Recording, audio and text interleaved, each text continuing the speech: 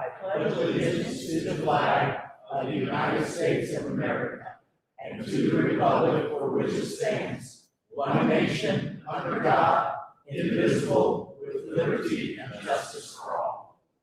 Welcome to Ozark City Hall. We're glad you're here for the Board of Aldermen meeting and engaging with our elected officials.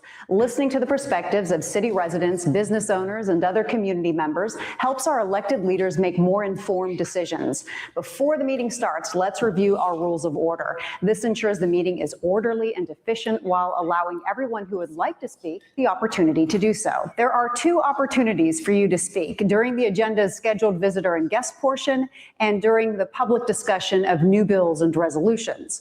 During the agenda's scheduled visitor and guest portion, anyone who signed up with the city clerk's office before 5 p.m. the Wednesday before the meeting can speak to the alderman about the topic they specified. During the public discussion of new bills and resolutions, anyone can give comments for the alderman to consider before they make a decision. The consent agenda bills are not open to comment. If you want to speak about an item on the consent agenda, you must sign up by noon the Friday before the meeting. You can do that by contacting the city clerk in writing, or fill out a card in council chambers before the meeting starts. Write down the specific bill and then give the card to the city clerk before the consent agenda is set. That bill will then go to a first reading, which is open to public discussion, and anyone may speak about it. Anytime someone is speaking, the following rules of order will apply. 1, only one person should speak at a time. Please be respectful of the person speaking and hold your comments until it's your turn. 2, anyone speaking must do so from the podium and speak into the microphone. 3, you must first provide your name and address in writing to the city clerk before beginning your comments. These forms are provided near the entrance. You also must state your name and address to the Board of Aldermen using the podium microphone. 4, all comments should be addressed to the mayor and aldermen. 5, all speakers have 5 minutes. A digital timer will show you the countdown. The light will change from green to flashing yellow when 2 minutes are left. It will stay yellow at the 1 minute mark. Your comment time is up when the light turns red. The mayor or alderman may have additional questions for speakers after this time limit. Occasionally, the board will invite someone to make a presentation during the meeting. This is only to give information. There will be no vote. These presenters also have no time limit to give their information. This meeting will be live streamed and recorded with video and audio unless there are technical difficulties. The use of cell phones and all other devices is discouraged during the meeting. Please silence your phones right now. Again, thank you for being here and engaging with the City of Ozark. The meeting will begin shortly. Okay. Roll call, please. Alderman Aiken. Here. Alderman Bolte. Here. Alderman Galloway. Here. Alderman Hutchinson. Here. Alderman Metcalf. Here. Alderman Montgomery. Here. We have 6 aldermen present. We have a quorum. Okay, thank you very much. We have one set of minutes. This is from the August 3rd, our regular session.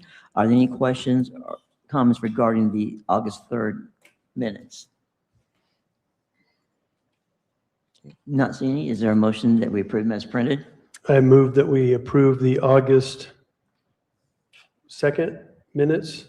August 3rd. August 3rd minutes as written. Is there a second? Second. Okay. Okay, the motion to approve the August 3rd regular session minute as printed was made by Alderman Metcalf, second by Alderman Bolte. All in favor of voting on the motion to approve the August 3rd, 2026 regular session minutes, do so by show of hands. And that does carry. There's no ceremonial matters tonight, but we do have 5 scheduled guests. Our first guest is going to come speaking on the subject of transparency.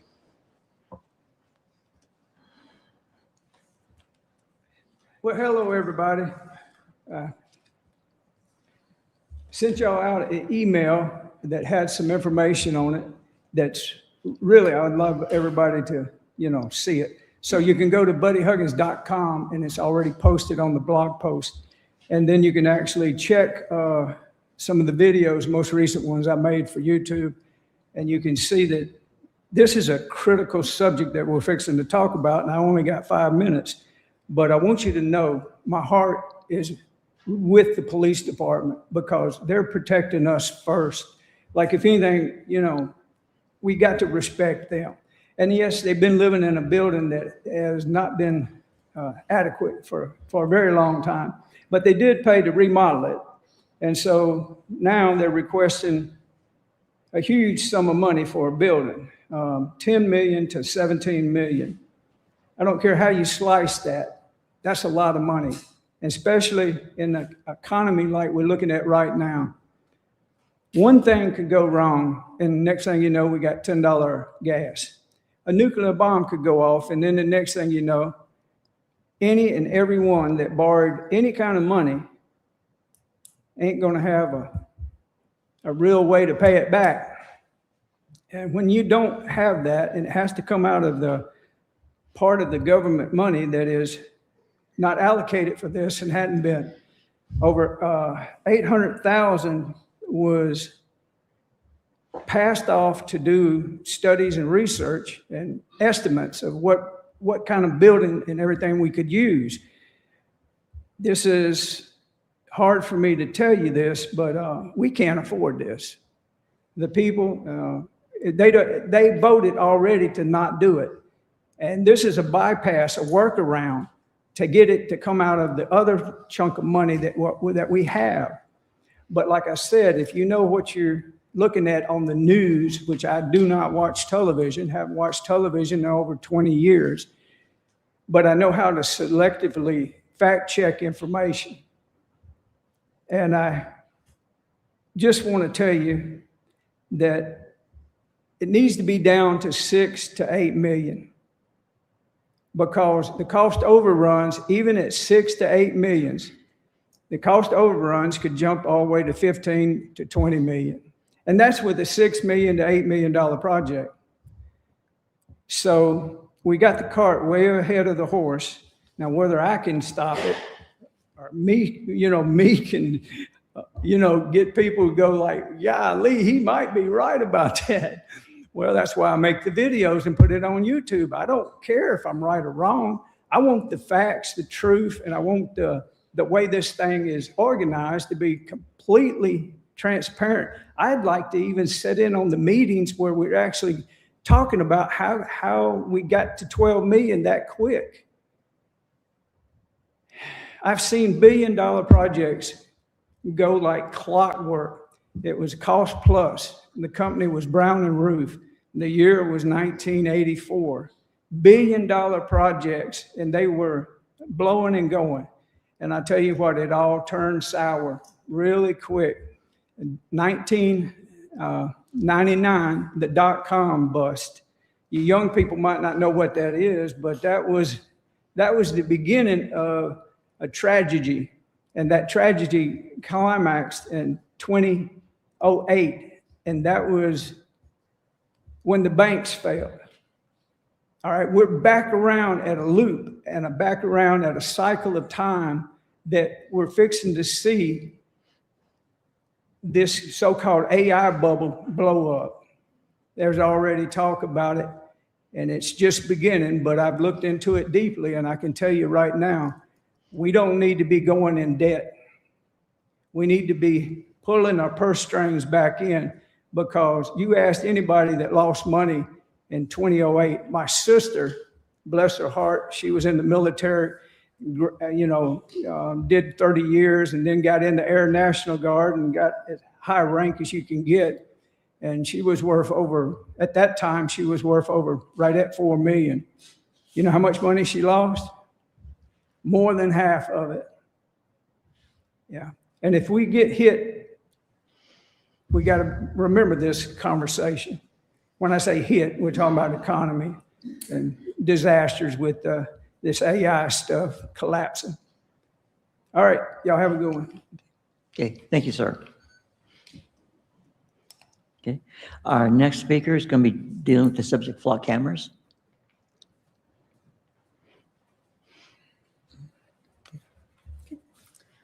Since January of 2023, the City of Ozark has purchased, installed, and operated a total of 12 Flock Falcon ALPRs, automated license plate readers, manufactured by the private security company Flock Safety.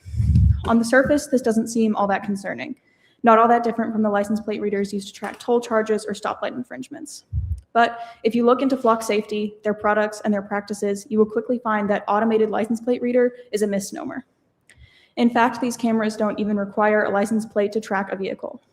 As per Flock Safety's website and the contract between Flock Safety and the Ozark Police Department, vehicles can be tracked based on make, model, color, or even by more unique features like bumper stickers or bike racks. When searching through the footage collected by these cameras, users can even input information about the people involved in the footage, such as their hair color or clothes that they're wearing, to narrow down their search, all with the help of Flock's AI search tools.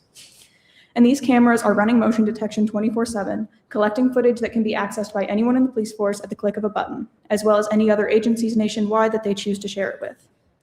So for the remainder of this talk, I will be referring to these cameras by what they really are, not ALPRs, but AI surveillance cameras. Defenders of Flock will argue that the use of these cameras isn't any more invasive than the traditional security cameras used by businesses. While it's true that camera surveillance is incredibly common in the public sphere, the key difference is in the requirements to access the data collected. When you walk into a grocery store or a bank or any other business around town, you are almost certainly under video surveillance. However, the security camera on which you're recorded is run independently from the one used by the business next door. These surveillance systems are not centralized. The data collected is distinct and cannot be viewed and analyzed all at once by simply inputting a username and password. If law enforcement were trying to piece together footage to track the movements of an individual over an entire day, they would be required to obtain a warrant to view the security footage captured by each business individually. Using Flock's AI surveillance cameras, individuals and their vehicles can be tracked without a warrant from any device with a valid username and password inputted. Furthermore, if local law enforcement so chooses, the data collected here in Ozark, the footage of our own constituents, most of whom are unaware of our own city's use of Flock cameras, can be made accessible to agencies across the country.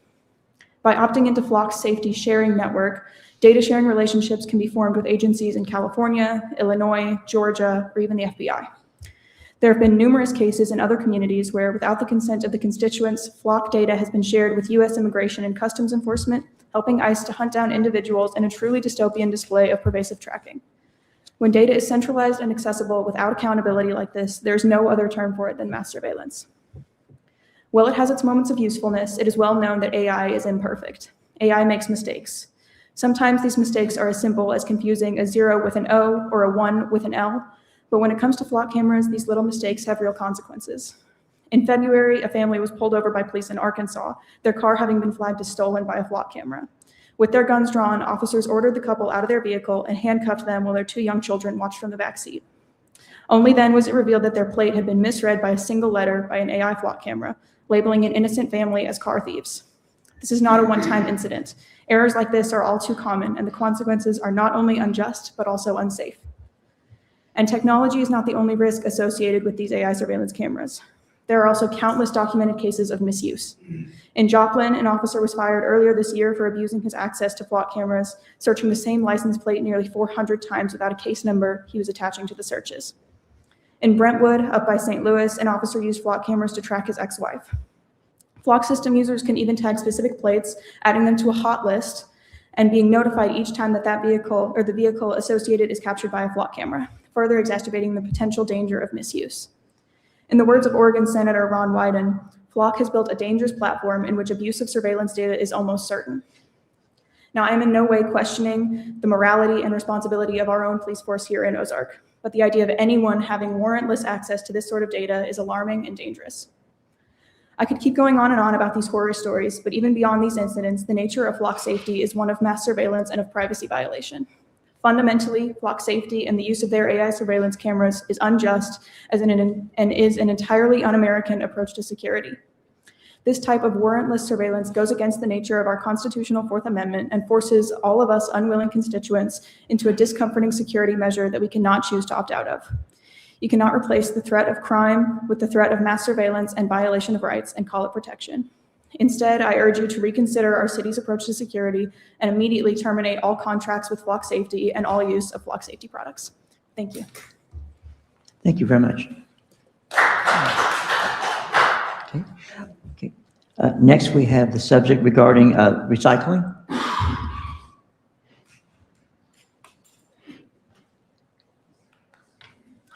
My name is George Fotopoulos. I reside at 110 North 8th Avenue here in Ozark. And I'm here to ask the city to accept the task working with the county to restore recycling for our community. That would put us on par with Nixa. They seem to do a pretty good job with that, but we can do better. Nixa's program is free to residents and $10 a month to non-residents. The county couldn't do anything differently because they didn't have a mechanism for sending out an invoice each month. Ozark's Water Department sends out 10,000 invoices each month. At $2 per for a recycling fee, we could generate enough capital to support the operational cost of the recycling center. If the county would cooperate and be community-minded, so to speak, they could donate that facility to the city. If not that, at least make some kind of a lease arrangement. For example, loan it to the city for 3 years, let you operate it and get all the numbers right, and after 3 years, come to some kind of an agreement with the county to take it over as ownership. We need to be recycling like everybody else is doing. It's the right thing to do. It needs a marketing program to make it happen. There are too many people in our community that were not even here probably back in the 90s when recycling was a hot topic. It was always in the news. Springfield kicked off their big program very successfully. They need to learn more about the problems of landfills and the benefits of cleaning up the environment and just eliminating trash. That would require a marketing campaign of some type. I can think of several. I can think of one offhand, utilizing AI to develop a video, entertaining but informative, using the city's new mascot of the river otter as the spokesperson, and sending that to all the school kids in town, make it a regular project for the school board to show and tell about the importance of recycling, and then we do other means of marketing to the adult population. It would have to be sold, of course, but when others are willing to pay $10, I cannot imagine why our community wouldn't agree to a $2 charge per month to help the effort to bring recycling back to Ozark. And in speaking in terms of the mascot, I would suggest that Ozark Otter Recycle. Thank you. Thank you. Okay. Next, we have the Ozark Historic River District coming to give their quarterly update. Hi there, Josh Klein with the Historic River District. Good to be with you all this evening. Just a few updates. A lot of good work going on with HRD right now. We've been really focusing on streamlining our processes, organizational efficiency. You've been seeing some of our events most likely on the square, but I'll just go through a few things of overview of what we're working on. And if you have any questions, be glad to answer them. So we've streamlined our quarterly reporting process for Missouri Main Street Connection. The system is now more efficient, more easier and quicker for us on the back end to interpret the data and get that data to Missouri Main Street, who we have to stay in compliance with for our Missouri Main Street designation. We're working on building a grant inventory right now of all the different funding opportunities available to us, matching those strategically with what our funding priorities are as a board, and trying to get clear on what those are and which projects we want to pursue to ensure, again, we're making the most of our limited amount of time. Working on a new website right now. Hope to be able to share that with you all later this year. I've taken that on myself to create that website. It's going to result in some cost savings, and it's going to be a much simpler and also, again, more efficient site to access and to get information across to the public. We're working on our historic building tracker. That's something required by Missouri Main Street for us to do. I'm trying to think about it through a lens of how do we actually have utility for that instead of just reporting it to Missouri Main Street. How can we make that more interactive for people to learn about the history of the buildings, when they were built, how they were built, who they were built by. So that's going to be a piece of the website, a page on the website where anybody can go on and click on different buildings around the square and gain a better understanding of their history. You all have probably been hearing, or hopefully some of you have joined us for Sunset on the Square, our summer concert series. I know the mayor's been out there. Over 700 attendees across 3 events. So really pleased with that amount of foot traffic coming to the area. Been trying to also work with the businesses to ensure they stay open and take advantage of that foot traffic as people are down there. We've had great bands. We're going to wrap up the summer series on September 11th with a Tom Petty tribute band, or Dallas Jones will be doing a Tom Petty tribute. So looking forward to that. On marketing and branding, we have these great new brochures that you all have probably seen around town. I'll leave a few of them here if you want to take a look. They've got the map, they've got our events, they've got some historical reference points. So feel free to grab one of those. We also have some t-shirts. So if anybody's interested in t-shirts, we've been selling those at our events. Let us know, reach out to somebody with HRD. We can make sure you all get one of those. And upcoming events, historical walking tour in October, Friday Night Lights in December. And like I mentioned, we'll end Sunset on the Square on September 11th. So, and we'll see what it looks like for fall, if it makes sense to have another music themed event or something. But just keeping our options open, staying open to ideas, and just trying to figure out new and interesting ways to get people down to the square. But we appreciate your all support. Thanks so much. Thank you very much. Okay. Our last speaker is from the Ozark Chamber of Commerce. All right, guys. Well, thank you again for letting me come up here and chit chat with you for a little bit. Okay, a couple big things happening. We just had our new teacher luncheon and it was amazing. The community poured so much spirit and love back into our school district. We had 60 teachers with over 87 different prize baskets that awarded. Some of them were worth $1,200, all with Ozark. Well, there was an Office Max Depot card and one of them from the U.S. Automotive donated, but everything else was from the Ozark area. But it really does show just how much this community really does support our school district. So that was a lot of fun. We got ribbon cutting tomorrow happening at Tsunami Express Car Wash, celebrating their new ownership change that happened a few months ago.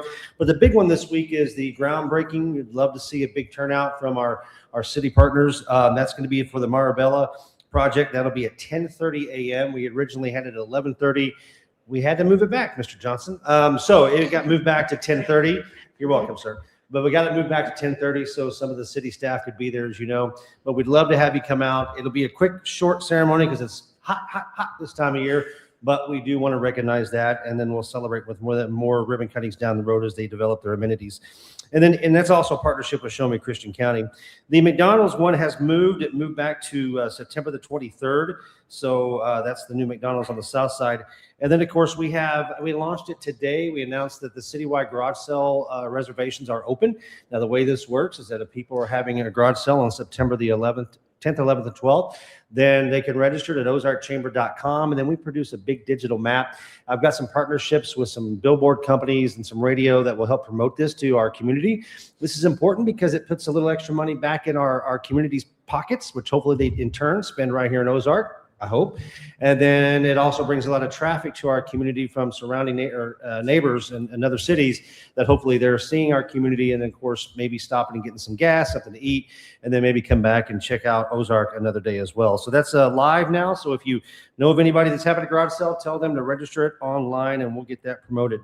In addition to that, we are opening up our nominations right now for our board of directors for the 2027 board. So if you know somebody you think that would be a great member of our leadership team, which is a fantastic leadership team, it looks like we are going to have possibly a few spots open up in 2027. You can go to ozarkchamber.com. You can click on board nominations and nominate a great leader, somebody who's a decision maker, community minded, focused on the chamber, focused on our Ozark community, and the board of directors will take that into consideration as they move through that progressive state. And then last but not least, I just want to mention, guys, our Ozark Leads class is full. We got our last slot filled, and I say full. We've got one more little glitch. We're actually decided to add a high school senior. And this is going to be the student body president. We think we're working on a couple of details with the schools to make sure it can happen. I've spoke to the mom, the daughter's, it's a she, and she's excited about it. They're just working out some logistics, but we think this will bring an element. This is a lifelong resident of Ozark, this one will be, and a younger generation as we go through the different modules and getting their input on how a student sees our community. We thought that would be good. And in addition to that, what a great learning experience for a high school senior to go through a 9-month leadership program through the Ozark Chamber. And that's really something that I've been wanting to do since day one is really, events are great. Ribbon cuttings are awesome. Big old Christmas parade on the square coming up in November. We love doing those events, but really we need to find more leadership, more training, more development of our talent here in our community, working with the schools, working with you in the city and others that are involved. So I'm excited to see how that shakes out and how that lines up. But it's really going to be a fun day. Again, 24 people. It'll be a full class, and we'll kick that off September the 9th. So I'm a little relieved. I wasn't sure how many we would get, but I got the 24 number, and now Patty and I can start the real logistics planning and get our leaderships and our mentors ready to go. So, guys, that's a little update from the Ozark Chamber. Do we have any questions? Okay. Well, thank you very much, guys. I appreciate you. Thank you, sir. Appreciate it. Okay. Now, we have no items for the consent agenda tonight or for second reading. We do have a first reading bill, which is bill number 3771. Your Honor, I move to place Bill 3771 on first reading by title and description only. Do we have a second? Second. Okay. The motion is that we place bill 3771 on its first reading by title only. That motion was made by Alderman Bolte. It was seconded by Alderman Metcalf. All in favor of voting on the motion to discuss bill 3771, do so by show of hands. And it does carry.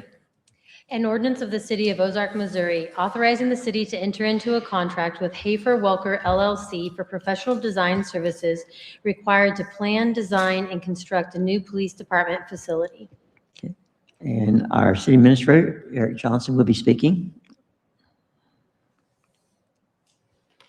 Yes, good evening, Your Honor, and members of the board. For those who may be watching online or who may not know me, I'm Eric Johnson. I'm the city administrator, and I've had the privilege of serving in this capacity for just a little over 2 years now. And it's exciting because I think tonight's theme is public safety. And I want to take there's a full team here to talk about this particular item that's before you at this moment. There's a team led by Cameron Smith, our assistant city administrator, Chief Justin Arnold, and there are other team members that are here with us that may or may not have the opportunity to speak to address you tonight.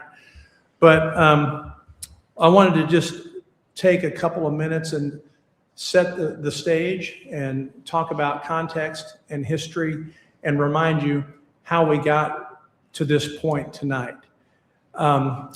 It might not surprise you, but before I ever took this job, I did some research on the city of Ozark. And one of the things that I found out as I was doing my research was that there was a strong commitment to public safety locally.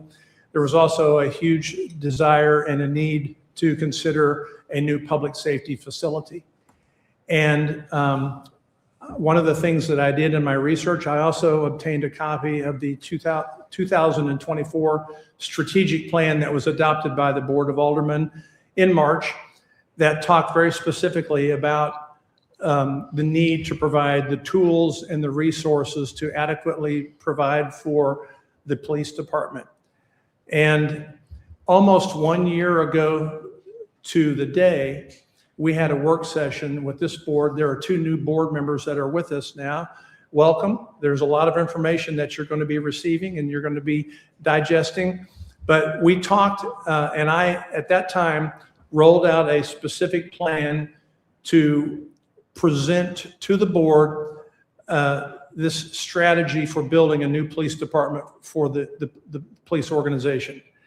And that information at the time was contingent upon the board acting favorably upon transferring a 1993 capital improvement tax to provide for debt service funding of a new police department facility. That was a key and critical component of that plan. And there will be more to come in this presentation, and I will park on funding and financing of this.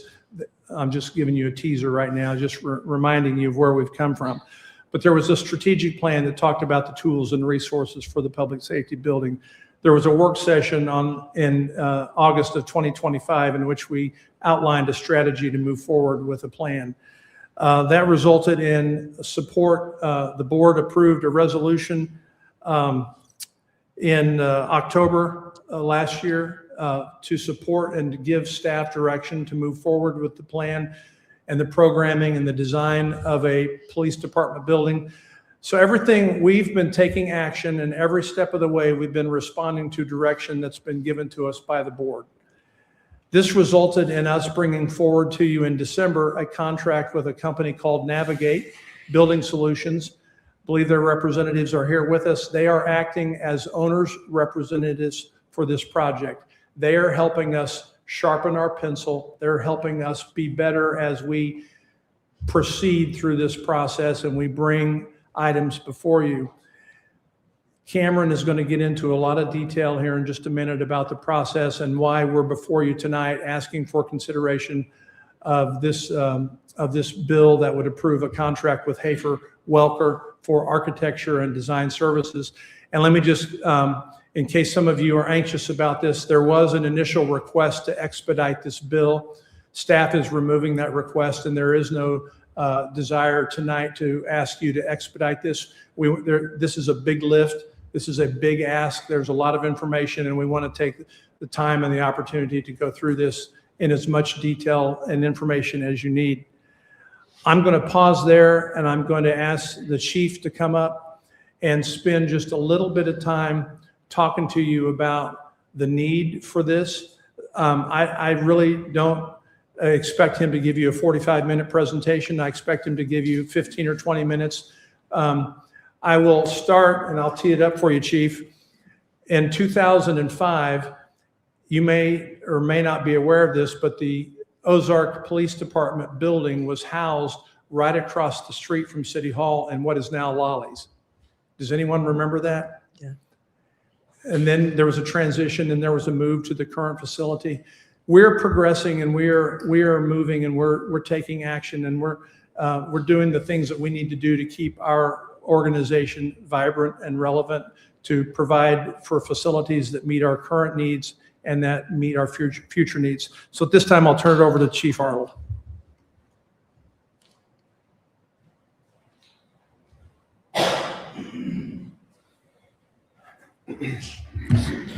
Eric stole all my thunder about starting right over there. So that's where I actually started when I started here as an Ozark Police Department. We were in Lawley's right over there. Great restaurant, not an ideal police station. All right, let's just agree on that. So you know, when I started, we had 30 employees in that 1,000 square foot roughly building, and we were completely busting at the seams. And shortly after I started, we acquired the Brick Street Plaza over here. And I remember going through there and being kind of in the same spot, like, hey, we're increasing our square footage. But the day we moved into that facility, we were already doubling up, tripling up in offices. We were out of room right away. But the main theme that always was coming across to me as a new officer was this is just a temporary solution. We understand that this is not a long-term solution. We are trying to figure out how we're going to move you all into a new facility, but this is a temporary solution. And that temporary solution has been 21 years for me now. And so we dealt with things like the 2008 economic crash that a lot of us felt. I think that was one of the things that really derailed that, but you know, we dealt with that. So just to kind of put it into perspective for you, our building over there is 6,500 square feet roughly. But somewhere close to 1,500 square feet of that is on-site evidence. So that's not even used by 99% of our staff. It's used by one evidence technician, and it stores a small amount of our evidence on site, the stuff that we need either for high values or for ongoing court cases, stuff like that. So I spent my first 11 years in that building. They did a few things with paint and stuff like that to get it ready for us to move in, but that was about it. In 2016 was the first remodel that I experienced at the facility. And when I say remodel, that's a pretty big overstatement. We knocked out some partition walls and stuff like that to open up a space to where we could have what we call now our training, meeting, gathering, briefing room. It is a room that is in service pretty much all day, every day, because it's the biggest room that we have in our facility. Many of you behind me and many of you in here have been in that room, but that was really what that remodel was to give us a place where we could put more than 5 people in one room, because up until 2016, we really didn't have that. We didn't have a room that we could get much more than 5 or 6 people in there. At that time, we had 37 employees, and the main focus was to get us some multi-use space that we could use for various different things. But I do remember in 2016, I was a lieutenant at the time. We still had severe space needs. We still had electrical issues, HVAC issues, and all those things caused pretty significant operational workflow issues for us. And I talk about the electrical and the HVAC. So looking back through like county GIS, it shows 1968 is the first year that they have records for that building. I wasn't alive. I don't know, but I've had, just barely. Why are you laughing? I've been told that in the 40s is when that building actually came around, 1940s. Okay, so we are in a building that is quickly approaching 100 years old right now. It's been used as a feed store, a hardware, a men's clothing store, and prior to us, it was a bank. Someone may be able to provide more insight on that than what I have, but I can only rely on what people have told me. So again, we had that 2016 minor facelift. I do not know how much money was spent on that. I'm sorry. I probably could find that out, but I didn't prepare properly for that. Then we had our most recent remodel that's been referenced some. That was about a third of our building. And how that came about is that in the middle of the Brick Street Plaza, the city used to lease a space to a church. And that church vacated that space. And when they did, it was about the time of COVID. And as a city as a whole, we came up with a plan of how we could address overcrowding, not only in the police department, but also in various other departments throughout the city. At the time, our legal department was actually situated in the area that we took over during that remodel. Our legal department moved to City Hall. We took over about 1,200 square feet that allowed us to blow some offices out for a little more multi-use space. It also gave us an area that we could put in a soft interview room. Also during that remodel, we addressed probably our most critical needs, and that was health and safety of our employees by giving them access to a shower in our facility, because up until that time, we didn't even have a shower in our police department. So if our guys got blood, other bodily fluids, gasoline, oil, whatever it may be that we go out and deal with, because that's what we do, they got the privilege of taking that home to their loved ones before they could wash off because we didn't have any services for that. But when that remodel occurred, we had about 40 employees.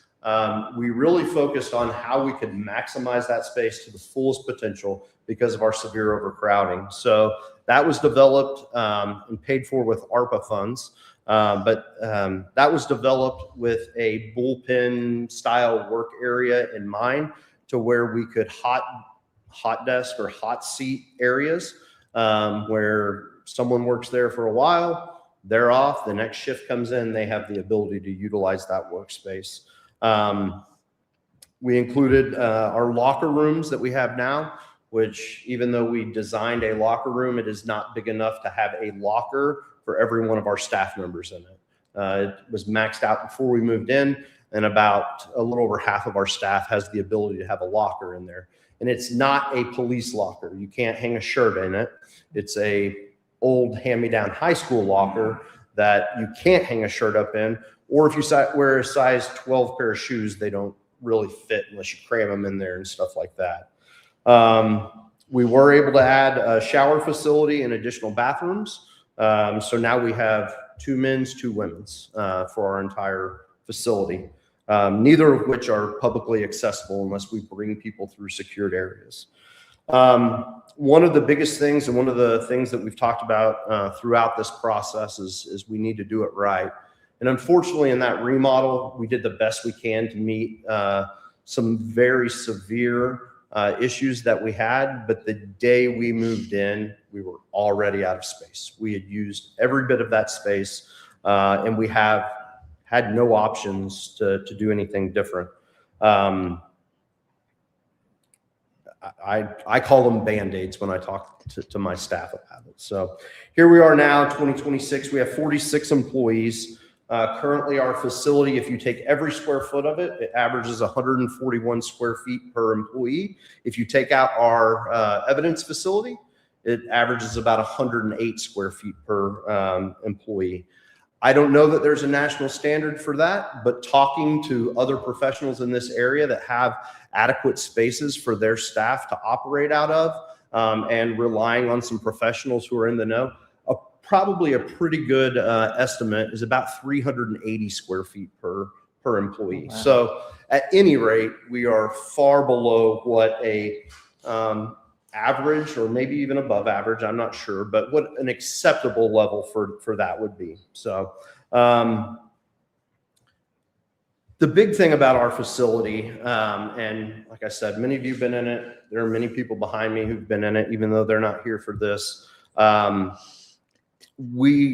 It does not meet modern standards for safety. It does not allow us accessibility.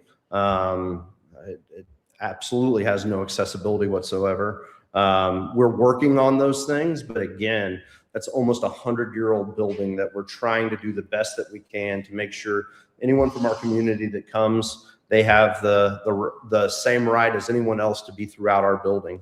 But mostly from my perspective, the hampers in operational efficiency. And that can mean a lot of things. But really what it means to me is that we're not as good as we could be or should be at meeting the needs of our community through that. And really what we need, we want, and what our community deserves is a purpose-built facility.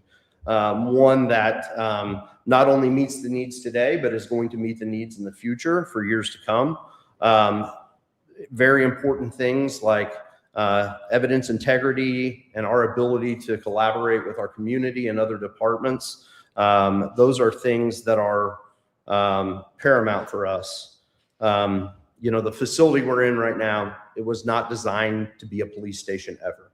Even when we remodeled it, it was not designed to be a police station.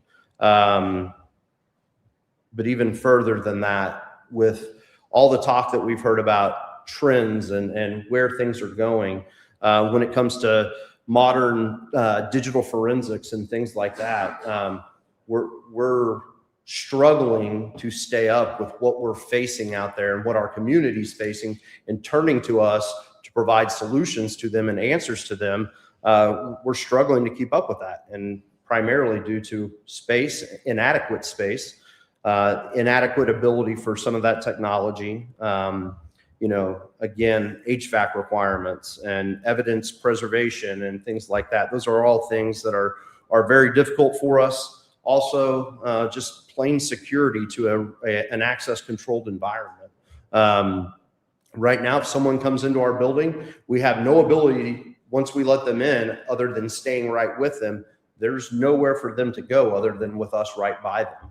And that is not ideal for a department like ours that is a community-oriented department. We need to have the abilities to share that space with our community, whether that be for meetings, for different organizations, or whatever that may be. So I'll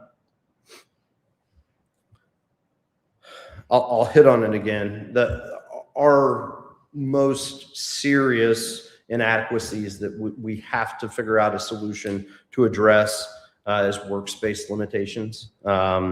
So currently we have 10 offices, designated offices. For our staff, with the placeholders that we have, with first line supervisors all the way up to the chief of police, right now we need 25. So that math just doesn't add up. One of my 12 foot by 12 offices, 12 foot by 12 foot offices, I have 3 supervisors who share it. Makes it very difficult to be efficient and effective when you are trying to provide supervision, coaching, mentoring, discipline, professionalism, when you don't have a private place that you can meet with your employees. I have first line supervisors who share workspaces with subordinates. Again, some places that may not be a huge issue, but we're a structured organization that there is high importance put on the chain of command when it comes to upholding how we operate, the services that we deliver, and supervisors need to have the ability to have independent workspaces from their subordinates to make sure that chain of command is held in check. Currently, all 23 police officers within my patrol division share one 12 foot by 12 foot office with 2 work computers at it, 2 workstations. Not always a huge critical deal, but there are times where there are people lined to be able to use those. We try to keep our staff out in the streets as much as possible. However, there are some cases, there are some reports that we have to take, there are some phone calls that we have to make, that it just makes it very, very difficult to conduct efficient business when you don't have a workspace to go to. Severely lacking meeting and conference rooms. Like I said earlier, we have 2 what I would consider multi-purpose rooms in our facility. We use those for briefings, for meetings, for conference calls, for training, for lunch breaks. You name it, they're used for it, and they're used about all day long. And it's just, and they're both undersized at that point. So very difficult. I'm going to talk about storage, but you know, one of the ideal things that we hear about a lot is that in public safety, you want to centralize as much as you can, especially a community like ours. We're currently operating out of multiple locations throughout the city. So most people see the police department facility and say, okay, that's where it's at, right? You have to remember that we also run animal control, which is at a different facility. We currently rent, or we have 2 commercial storage units that we have to use for storage. We have 2 land and sea containers that are filled with equipment and different things like that are an offsite. Our UTV is at an offsite. Most of our motors are stored at our officers' homes. So we have resources deployed in all sorts of places that lead to operational inefficiencies for us. We've invested tons in our trail systems, but unfortunately, because of what we're dealt with, I can't keep a UTV where it can be deployed within a minute or 2 because I have no options for that. I store it off site. We can go through my facility even more. Our bathrooms are inadequate. Our break rooms are inadequate. Our locker rooms are inadequate. Things operationally, our interview rooms. We have 2 interrogation rooms. That was one of the things we were able to double up on from 1 when we did our remodel. But there are still times where we have more than 2 people that we're needing to interview. And best practices say keep them separate. I don't have anywhere to keep them separate at other than putting them out in the lobby with a citizen who may be coming in to ask a question or establish an extra patrol because they may be victimized by, or the victim of a crime. So that makes it very difficult for us to conduct business from that point of view. Also things like technology, you know, talked about it once already, but that is the direction that a lot of our crimes are heading. A very increased amount of our crimes have a technology component, whether that's a phone, an iPad, a laptop, something like that. Currently, to store that evidence, it's acceptable, but it is by far not a best practice. We have temporary evidence containers for that, temporary storage for that, that's sitting out in the middle of a multi-purpose area, right? I can only envision that before my career is over, we're going to need things like a technology lab where staff can actually get in and work on those things. In our current facility, there is no possibility for that. And I would be very concerned to even entertain that conversation with the state of our electrical technology and stuff like that in our building. People know a lot more about that than I do, but an ADA compliant facility is something that is something that we would really like. Obviously, there are citizens throughout our city who deserve equal right to be in our building, to be able to engage with us in the programs that we have. And unfortunately, our facility just, it's not a reality. Parking is a huge concern for us. 34 total spaces, 2 are handicapped. That doesn't even meet the needs of the police department, let alone planning and development and public works, who also share that building. So, so I've had a few questions, and feel free to just jump in, because I think you all know that I talk quite a bit, but like, what are some of the things that we can't do right now because of our facility and those limitations that we would like to do, that we would be able to provide a better service? And I talked about operational efficiencies earlier. Man, Public Works, Parks, and Planning and Development, they've done a great job on our trail systems and some of those things, and those are exciting. And we are tasked with patrolling those. You know, things like our UTVs, our motors, our e-bikes, things like that, they're not on site. So operationally, if we get a call out there on those trails, sometimes one of my traffic guys who's on a motor will be on, and they'll take that Harley right down the trail. But that's not ideal. Additionally, many of our citizens have talked to us about wanting to see proactive patrols out there. So it increases their feeling of safety and things like that. But right now we have many tools that there are inefficiencies in the deployment of when it comes to multiple other things: crime scene trailers, our traffic trailer, messaging board, the pool cars for our patrol. They're all off site because we don't have room to even store those on site. You know, private meetings with crime victims, we have no ability to do that other than to bring them back into an interview room. Sometimes we have a soft interview room. Sometimes that soft interview room is doubling as our nursing mother's room. It just depends. Obviously we take the cameras out and stuff like that. All right. So, oftentimes we've had to do that. We've also had to take people out of their offices to turn into a nursing mother's room. We've done that numerous times. Obviously that's an operational inefficiency. When I'm having to remove a commander who oversees 20 plus individuals' daily work, and they no longer have an office to work in. They just have to find some counter space somewhere to set up shop. So community meetings, I think you all know that I'm a huge proponent of community-oriented policing. It's very difficult to host a community meeting when you don't have enough seats for the group that you may be hosting. But, you know, just the ability to be a truly engaged partner in the community is of utmost importance to us. And things like expanding our services that we provide. Probably the number one question that I get asked when I'm out in public is do we have a neighborhood watch program? We do not have a neighborhood watch program. It's not that I don't want a neighborhood watch program, but there are many things that have to be taken into account to do something like that right. And I cannot simply just assign an officer and say, hey, guess what? You're the new neighborhood watch officer. There's information, there's training aids, there's all sorts of things, there's signage, all those type of things. And that's a placeholder office where somebody who does that, they're managing a program for us.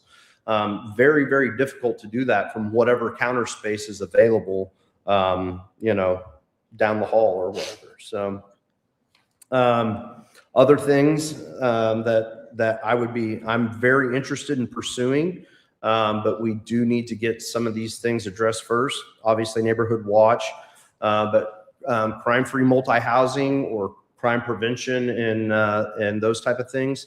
It's a pretty good program that's effective in different areas. It's very difficult for us to tackle some of those. Some of our neighbor agencies around here use police area representatives, where maybe your wards or your subdivisions have a specific police officer who they know, who they can call directly instead of just calling and whatever officer is working that zone. And then things like business district officers. All of those are programs. They're not just an officer out on the street available for a call. They're an officer or a staff member that implements and oversees a program community-wide. And oftentimes that is just very difficult to do if they don't have dedicated workspaces to be able to support what it is that they're doing in the community. I talked about storage, but on-site equipment storage, you know, we have none. We have two storage rooms that are both very small, talking like under 50 square feet. And then we have another one that's about 150, 160 square feet that we put everything in. So, and then finally, I think the last thing that I want to talk about is recruitment and retention, officer wellness. So I know that some people are like, well, I don't care how your police officers feel, or I don't care, you know, it doesn't matter to me. But it does matter. I will tell you that officer wellness is one of the biggest pushes in law enforcement or in public safety that there is. And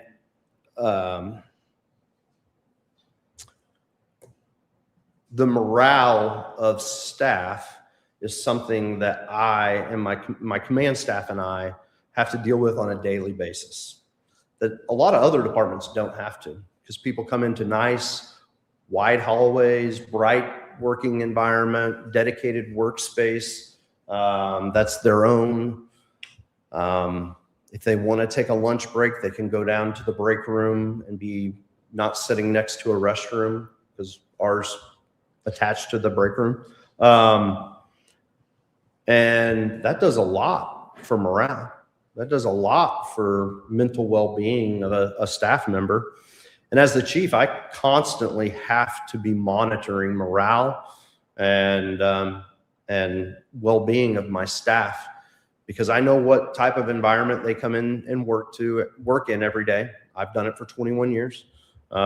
We do our best, but that is a constant consideration that we have to take into account, not only with our current staff, but when we're recruiting new staff.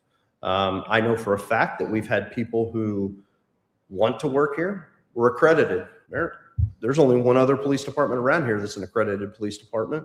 That's Springfield PD. Highway Patrol as well, but local municipalities. They hear about what we do. They see what we do. They see the programs that we offer. They see the lateral opportunities that we provide our staff to be specialized police officers, and they really, really like that. And then they see our facility and they're like, I don't know. And it's difficult as the chief to constantly reassure not only staff, but new people that not only do we have the support of our community, but we have the support of our elected officials and everybody else when we're in a facility like that. And I'm not trying to be disrespectful. I'm giving you the perspective of the police chief who has to address that question from time to time, because I do tell them that our community supports us. I do show them where our community likes what we do. I do talk about when the board supports what we want, you know, they hear those type of things. But I will tell you, as a chief, it requires work out of me to make them believe that from time to time. So And also when it comes to that, one of my professional goals is to pursue a higher level of accreditation than we currently have through the Missouri Police Chiefs Charitable Foundation. I would like to pursue CALEA, which that's the Commission on Accreditation for Law Enforcement Agencies. That is the gold standard basically for saying your department is doing what you should be and you're meeting industry standards. You're firing on all cylinders. We can't. Our building does not allow for that. I'll add that when it comes to the officer wellness and well-being and stuff like that. But that may be more of my thing, just because I feel like our citizens deserve the best, and that's the best way that I can gauge it. That's the best way that I can bring in an outside independent person to say, this is how good you're doing. So obviously things like fitness facility, rest and recovery rooms, adequate showers, bathrooms, break rooms, stuff like that. Those are great. We would love to have those. But some of those operational efficiencies, those are the things that I think our citizens most deserve. So, Your Honor, let me use this as a segue. I appreciate the chief taking the time to go through that. We've had a lot of work sessions to talk about some of these items before, and our work sessions are not televised. This meeting is. There's a lot of opportunity to get our message out and to tell our story and to revisit the why. And I'm going to remind you why we're here tonight is because we've been moving this train out of the station. We've been taking the actions to begin the process of planning, designing, programming, and architecturally and engineering designing for this facility. And what you have before you tonight is Bill 3771 that will yet move this bar or move the train to the next station, if you will. And there looks like there are questions. We'll pause for a moment, but I'm going to tee up Cameron because Cameron is going to have the next component of this presentation. Okay, but Alderman Galloway was first. Unless the chief is coming back, I would like to ask my question. Chief, what I kind of hear in the community, and I'm talking about the legal community to the extent that it overlaps with law enforcement, is that your organization is able to attract professional officers because of its good management and leadership. But the other side of it is by not having facilities that match the expectations that you place on the people that work for you and yourselves, the lack of having that kind of facility undermines leadership and management. Is that? I'll just ask you to comment about that. I think the best way that I can comment on that is,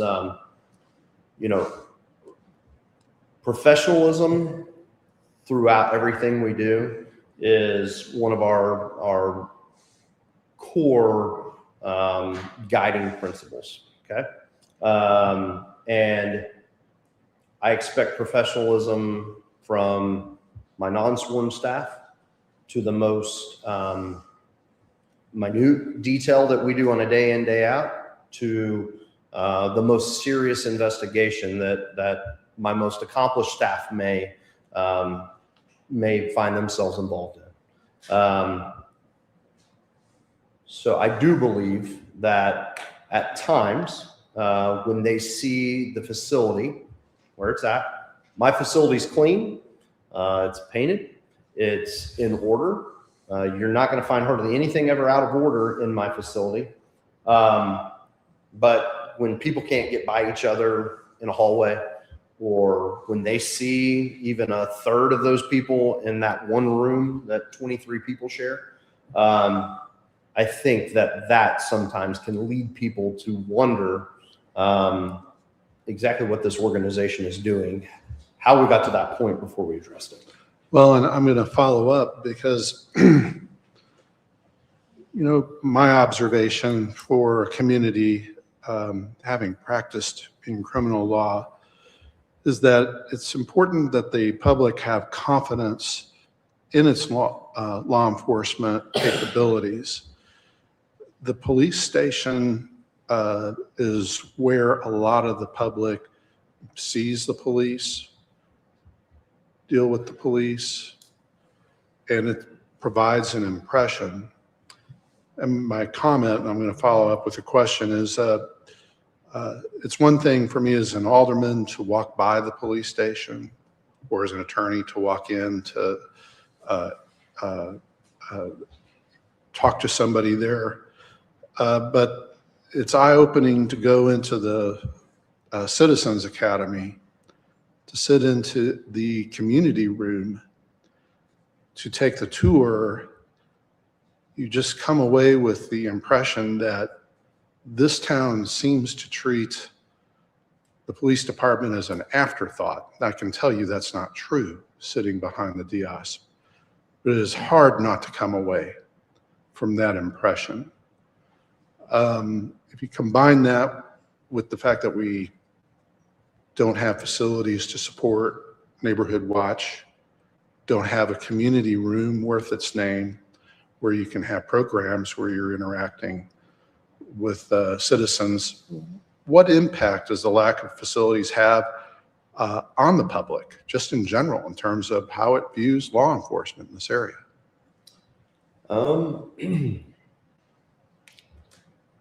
That's a really good question. I hope that it does not impact their belief in our ability to provide law enforcement services to them. I hope that when we provide services, whether that's assisting someone with a flat tire, or you're the victim of a crime and we're trying to bring justice to you and your family, I hope that facility has no bearing on their perception of that agency. But there is much literature and a lot of people who really specialize in those type of fields that talk about communities' trust increases with their perception of what they see in their law enforcement facility, whether that be just their overall belief of professionalism with the organization, but all the way down to just that visible display of our resources that we would have to be able to put out on the street when needed. A new facility would allow us to bring all those resources together. So hopefully that would provide a little bit more belief in the fact that they're going to get a full service professional law enforcement response if needed. And my final question just deals with operationally. You've talked about where the circumstance that because your facility is limited operationally, it is necessarily limited. For example, I think you gave technology-based crimes in particular, which are certainly on the increase. I guess I'll ask it this way. Do you feel that operationally it is necessary to have a facility to address the types of crimes that you're dealing with? Absolutely. I mean, the difference of what we're starting to see with those type of crimes, a facility not only to address those type of things, but to address our different work components of our department, the dedicated units that we have to address different styles or different types of crimes throughout the community. Right now, there's no good workflow in our building because we don't have, we do the best we can, but there is lacking in those dedicated spaces for work groups to work together, work on projects or programs that they're tasked with underneath the organization. And so it definitely makes it challenging, and a new facility would definitely address most of those challenges, actually all of those challenges that we face when it comes to, those workflow inefficiencies and operational inefficiencies. I said I had one question, but I do have one more. Okay. Because I'm an attorney, I can't. Yeah, get it. Can you educate us and really the people who are watching, what are the crimes that your officers deal with? Yeah. So, I mean, it is a wide gamut. Okay. So, we deal with everything from misdemeanor stealing at our different retail establishments up to felony property crimes or larcenies. We deal with property damages. We deal with assaults, domestic assaults, child abuse, a lot of technology related crimes when it comes to, child victims and things like that. So really all group A or group B offenses that you see, more serious crimes, we deal with those. Thankfully, it's on a smaller scale than some other places, but we deal with anything that you can imagine. Sexual assaults, burglaries, all those. Thank you. Yep. Alderman Hutchinson. What I may have missed it in your comments, but was the date of the last remodel like 22, 23 around then? Yes, I didn't write the exact date, but it was over. If I remember right, we did it in like 3 tiers for all the departments in the city, which included legal moving out, planning and development moving in, and then the police department taking over a portion of that. So it was stages over about a 2-year period. And wouldn't you say at that time that it was looked at as a temporary measure, kind of putting a Band-Aid on, that it wasn't? So that the money spent on remodeling that building, it can be adaptively reused for other functions of the city? Absolutely, and it was purposely designed in a way knowing that was probably going to be a temporary solution. So if you haven't been in that side, it is open with cubicle style seating. We utilize it as a bullpen now, but it would meet many different multi-use scenarios for anyone who needed it. It's just a capacity for us. It doesn't meet that need. So I know at one time you'd said you had learned some really valuable lessons in leadership by being in such a cramped space, and especially in designing a new space. Could you tell us a couple of those? Some of the challenges of being a leader in a very tight space. And how you would go into a new space, what was absolutely, because once again, we only have the money to build a certain square footage. And you'd said you found out some things that you didn't absolutely have to have and that it had value in doing some bullpen approach or something. Yeah, okay.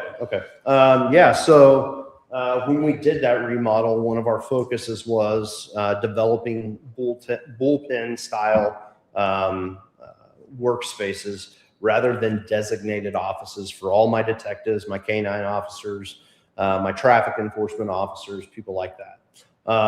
And the reason why we now really like that approach, one, I feel that it provides a better work environment for those line level staff where they can talk about cases. Sometimes cases are overlapping and things like that. But it's a good work environment for that. And then it also gives us the ability for other people to use that as workspace, where if it's an office, they're going to lock the door when they leave the day and no one's going to be able to utilize that workspace. So that would definitely be one on that. I don't know other challenges pertaining to working leadership in a close work environment. I mean, all sorts of things. Maybe not at my level because I have a designated office that's kind of over to the side of the building. But if I was a first line supervisor, which I've been a first line supervisor here, very difficult to properly coach, mentor, train, have any type of conversation with constructive criticism with staff, because when you discipline, you don't do it in public, you do it in private. And when you have 23 people in an office, or 12 or 3 supervisors in an office, and you have no ability to separate yourselves from them, it can be very challenging as a first line supervisor to uphold that. We praise in public and we discipline in private. And when you're in close quarters like that, that can be very, very difficult. I'm really interested too in what you had to say about the programming. Sometimes we forget, I do at least, that how important that is in crime prevention, so that we don't have to deal with people who are hurt and people who, and so this building will allow you to get more into the programming. Do you think, like SEPTED and Neighborhood Watch and some of the others you mentioned? Yeah, I definitely think having dedicated workspaces for those people, we can provide them the training now. And we do have some officers who are trained in those realms. But, you know, all of those different programs that you talked about, SEPTED, crime-free multi-housing, Neighborhood Watch. I know other agencies that do business district watch or business district representatives. All those things, they require more than just the person usually, you know. Neighborhood Watch, it's a national program that has national handouts, I can't think, materials, things like that. They require meeting spaces, you know. Yes, most of the time you're going to be out, but sometimes we want people to come in as well and meet with those staff members that are able to provide those and oversee those programs. So absolutely, it will give us the ability to really look at any of those programs and not instantly say, that's going to be really tough, because we have nowhere to store anything. We have nowhere to house that person for them to be able to completely and properly perform that function. Yeah, too often we don't look at the preventative. We spend more time looking at the other end of it. Yeah, and absolutely. that's too bad. Thank you. Yes, ma'am. Okay. Yes, Alderman Montgomery. I just am curious, what do you anticipate to be the needed growth in the number of employees and officers over the, say, the next 10 years? Okay, so it's a great question. There are a couple ways, and I've approached this before. There are a couple ways to do it, and the FBI gives you the simplest way to do it, but they absolutely tell you it is not the best way to do that, and that's to go by population. So basically with population, you can take your population, multiply it, or you can take your population and say, I need 2 police officers for every 1,000 citizens we have. You know, we're somewhere around the 23,000 mark of citizens, so that tells me I need 46 police officers. Is that right? Maybe, maybe not. The best way to do it that I know how, and I've been trained in this, and most of my command, actually all my command staff has been trained in it, is Northwestern University developed a police allocation model where you can input all of your call data, from years prior, and it will help you forecast. So based on that, you know, right now we have 40 sworn, 6 non-sworn. Based on that, we can kind of look at projecting years out if everything kind of stays consistent, including population. And depending on what you all want for allocated versus non-allocated time or unallocated time, that really gives me the parameters of what I'm looking at. So, you know, best case scenario, I think right now we're 4 to 5 officers down. Best case scenario.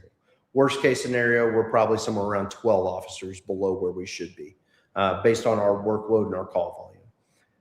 And really what that shows is about every year that goes up by about an officer because of our workload, our population, and everything else. A lot of quality of life type crimes. And then as your chief, my job is to figure out what non-sworn staff do I have to help complement the work that my uniformed police officers do out on the street. So right now we're at 6. I can pretty much tell you that we should be at 7 to 8 right now, probably, just on workloads and stuff like that. And again, about every 5 years, you would probably be looking at increasing by 1, unless there's something unforeseen that, I don't know about now. But utilizing what data we have now with call volume, we can project out at about 5 years, reasonably for us. And so I personally would assume that trend would continue on out to 10 years or 20 years, where you're growing by one sworn police officer a year and, one non-sworn every 5 years, roughly. So to catch up from where you are right now, in 10 years, you're looking at about 17. Potentially, and that's the best case for us when it comes to funding. Yeah. Worst case and like what we actually need. Thank you. Yep. Okay, thank you. Yes. Your Honor, if the board's ready, we will continue. Yes. And I'm going to turn it over to Cameron Smith.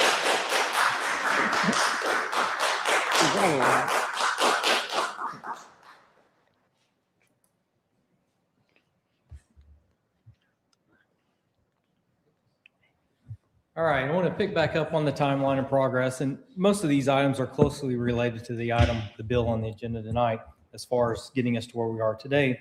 And I want to remind the board, we have Lori and Colette from Navigate in the audience, along with Ken from Hafer Welker as well. So if we do have some specific questions, we might punt to them. But again, just to kind of catch back up to the timeline, on May 27th, in 2026, we did work with Navigate to issue the request for qualifications for a design professional. Throughout that process, in that time frame, we also obtained the ALTA survey and the Phase 1 environmental. Those were ordered, and we have collected those today. In June of 2026, we did shortlist the 3 firms that we had of the 13 that were submitted on the project. So we got a lot of excitement with this and had 13 firms overall submit for qualifications on this project. Again, we shortlisted 3 of those and did interviews. Following the shortlist interviews, the selection committee did notice Hafer Welker that we were requesting a proposal from them. So that's kind of where we're at today with that proposal and bringing that to you guys for a contract consideration. Again, the Phase 1 in Alta has been completed on the properties that we've been looking at for the potential location and the preference location for this project. We did publish a request for qualifications for a geotechnical report that was received. Those qualifications were received as of Friday. That was our deadline. We received 5 submittals on that. We are looking at bringing something to you in a later date for a contract on that. And again, following that notification to Hafer Welker, we were successfully to work with them and propose bring to you for consideration a contract for the design fee of not to exceed $1.3 million. One of the great things in working with Navigate on this, we were successfully able to find $167,000 in savings off that contract. So that was valuable to have them with us to kind of run through that. Again, the design team selection summary, just to highlight that again, May 27th, RFQ was issued. June 17th, the responses were due. Again, 13 submittals. We did hold a shortlist interview on June 25th. July 1st is when we notified Hafer Welker that was our first choice for selection. And then we successfully did work with them to negotiate a contract of the $1.3 million. And kind of quickly through that summary, we'll jump back and give this back to Eric to kind of talk about some of the budget and funding.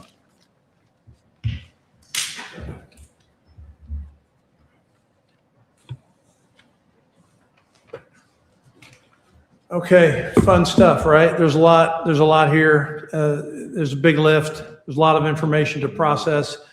I want to park on this slide just for a minute. I want to remind you that the board adopted what was called the Capital Improvement Plan that went into effect on December 1st.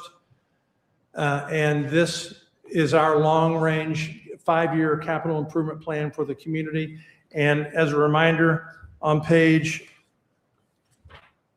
48 and 49 of this, we talked very specifically about the proposal for a new police department building.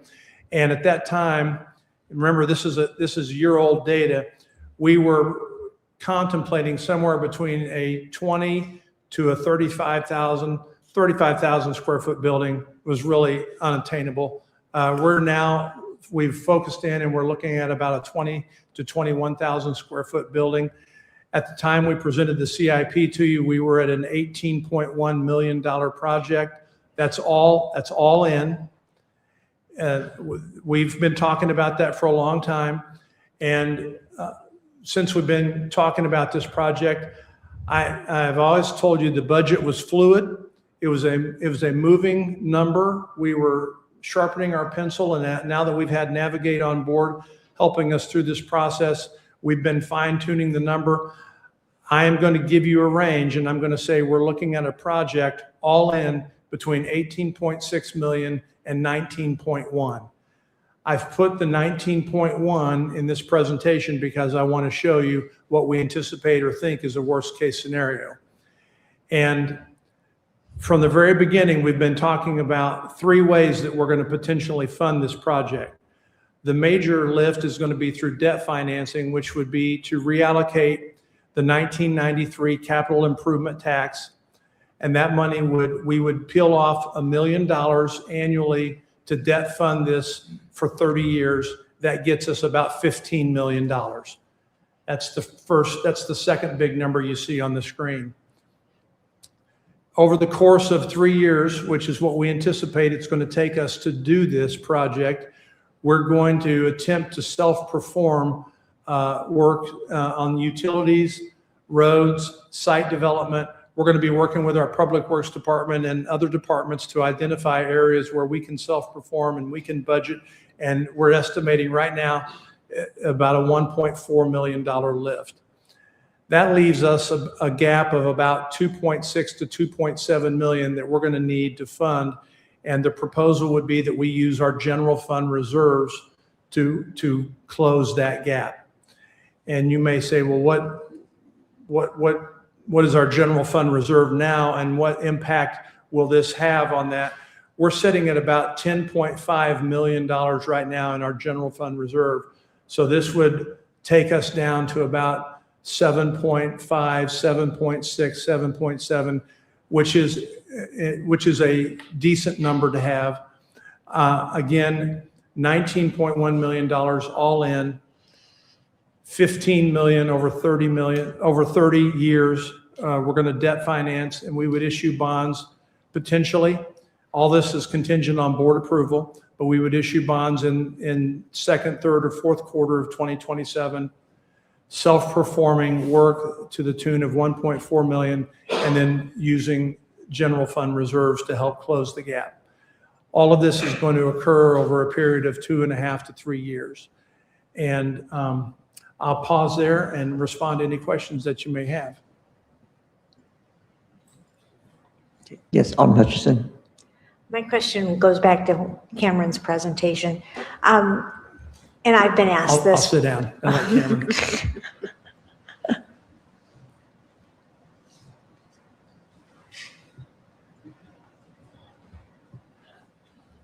Yes. I've been asked this by some people in the community. In the RFP, was it built so that design build firms could respond?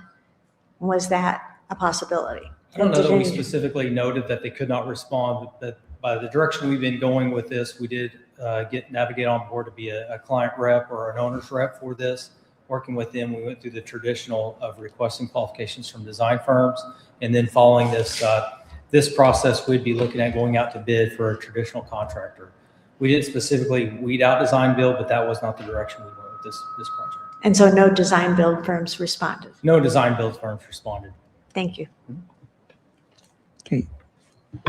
Yes, I'm Galloway. It's directed at the city administrator. Yes, sir.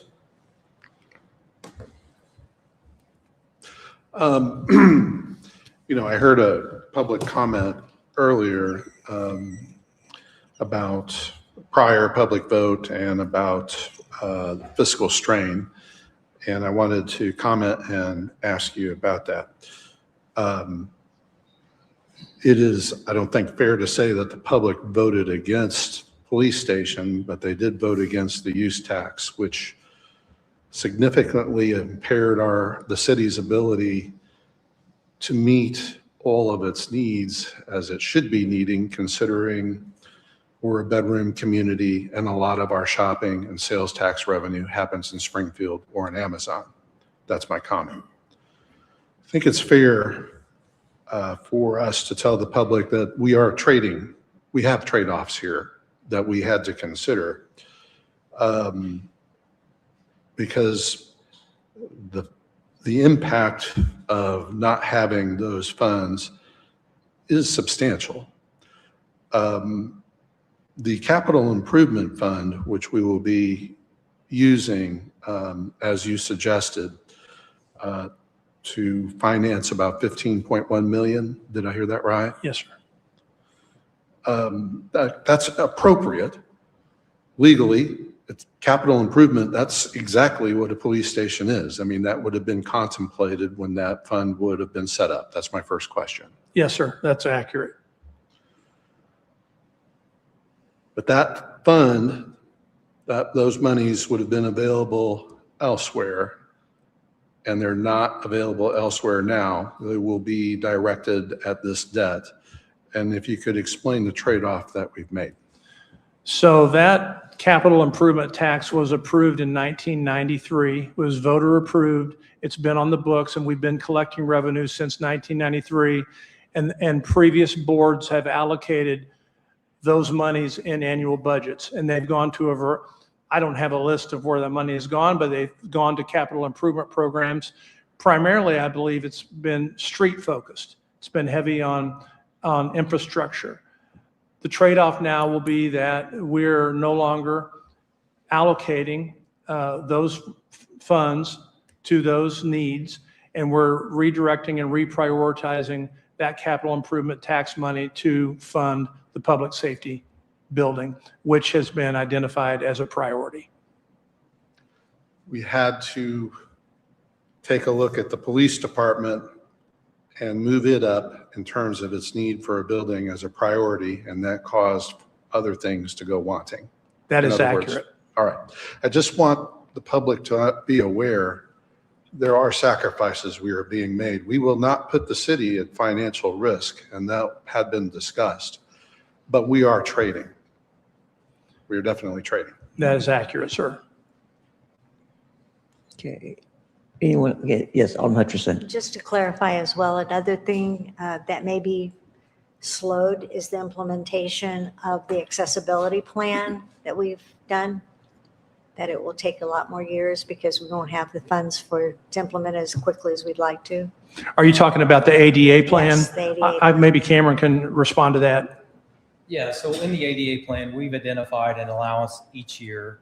A lot of those funds will come directly from that department, not necessarily related to the capital improvement plan or capital improvement tax. However, with this facility, that would be a way to knock out some of those. It may get shifted a little bit for that facility over there, but no, each department would be obligated to allocate, whether it's parks, planning, public works, admin, or city hall. We'd all be allocating a portion of funds to that plan. And we have a priority list of what is to be accomplished each year that we'll be tracking as well. So that won't be slowed by. I'm not going to say it won't be slow, but we do have a plan to attack that. It wasn't specifically allocated by the capital improvement tax. Okay. Anyone else? Okay. Next. All right, just kind of want to wrap up on the presentation here. So I kind of want to go over with what was in that 19.1, the budget categories. Again, you have the construction contract, special construction or utilities. And of course, the facility, we got furniture and fixtures that are fitting out that building. Professional services, the owner's rep, the architect, the design professionals, technology component. One thing that we're looking at is potentially providing a space for even this facility or this room, council chambers over there that can be combined with the bigger community space. With that would be outfitting some of the technology for that, and then working with our own in-house IT department. Land, property acquisition, real estate, that is something that we've been working on as well for this, knowing that there's kind of a give or take on this. Of course, the LCRA land is property that we wouldn't have to actually purchase, but that's kind of a savings toward this. Looking at other similar facilities that's been built in the area, when looking at Branson or Nixa, those were in that 16 million range, but there was no land purchase cost. So we're kind of in line with what's going on in the recent trends. The bond financing, and then just miscellaneous. In addition, I want to point out, we talked about kind of the public improvements or offsite improvements. The one thing that we're focusing on as well is trying to develop an economic growth. So our investments that we put into those utilities and streets, there will be benefits of other private developers tapping into that to spur some additional economic development in that area. Kind of the budget categories, we kind of talked about this briefly before. The $620,000 that was allocated this year, we're probably about 15% have utilized that 620 right at this time, knowing that the heavy use would be after this contract was on board. That would kind of dissolve a lot of that and may carry over into next year, as we then propose to allocate next year $1 million and then so forth as we move forward. Eric kind of hit on the general fund cash reserves. That would kind of make up some of that 2.7 million shortfall. And then also the bond financing of the $15 million. We look for that to come on board maybe in the second to third quarter of 27. And then, of course, the bond financing as we be obligated for the next 30 years. Future steps. So kind of looking ahead, following if we're successful with this item this evening getting approved, we have tentatively set up a kickoff meeting with the design professional, knowing that we just tentatively did August, knowing that we're just trying to keep the thing moving. We suspect that'll be moved to September timeframe if we are moving forward with this. The existing facility evaluation. In that kickoff meeting, we'll have the design professional do a walkthrough of the existing facility to kind of get a better feel for what we have, what we've got to work with, and then moving forward with the needs analysis. Along with those is the future site analysis, discussing the site location and existing work that we have completed to date, such as the conceptual plans, the ALTA survey, the phase 1, and the geotech work that'll be coming on board. Also looking at preliminary building sizing. We have a programs or a needs analysis currently that we have provided, but it gives them an idea of how we're going to move forward. We've identified that 21,000 square foot for the building. Again, that is also trying to project the future growth of that building. We don't want to build a building today that is undersized. So we're trying to project growth with this new facility. One big question that we've had is single story versus 2-story, allocating or outlining those needs as well to see which one makes the most sense. A site component layout, whether it's access, setbacks in the areas, utility locations and availability of what services we have available. Site topo and grading, that is always a challenge in our area with what we got to work with and navigating around that topography and the grading, and stormwater management. Lastly, zoning regulations and our design standards. We have several design standards that we have to work with, or zoning regulations or the downtown development standards that we'll be providing to the consultant as well to keep in mind as we move forward. Kind of giving an idea that the project schedule. Again, we're kind of kicking off and we're wrapping up some of the early stages, but we're moving into pre-design. Again, what I just kind of highlighted with the space and needs analysis, that'll be in August 26 to September 26 timeframe.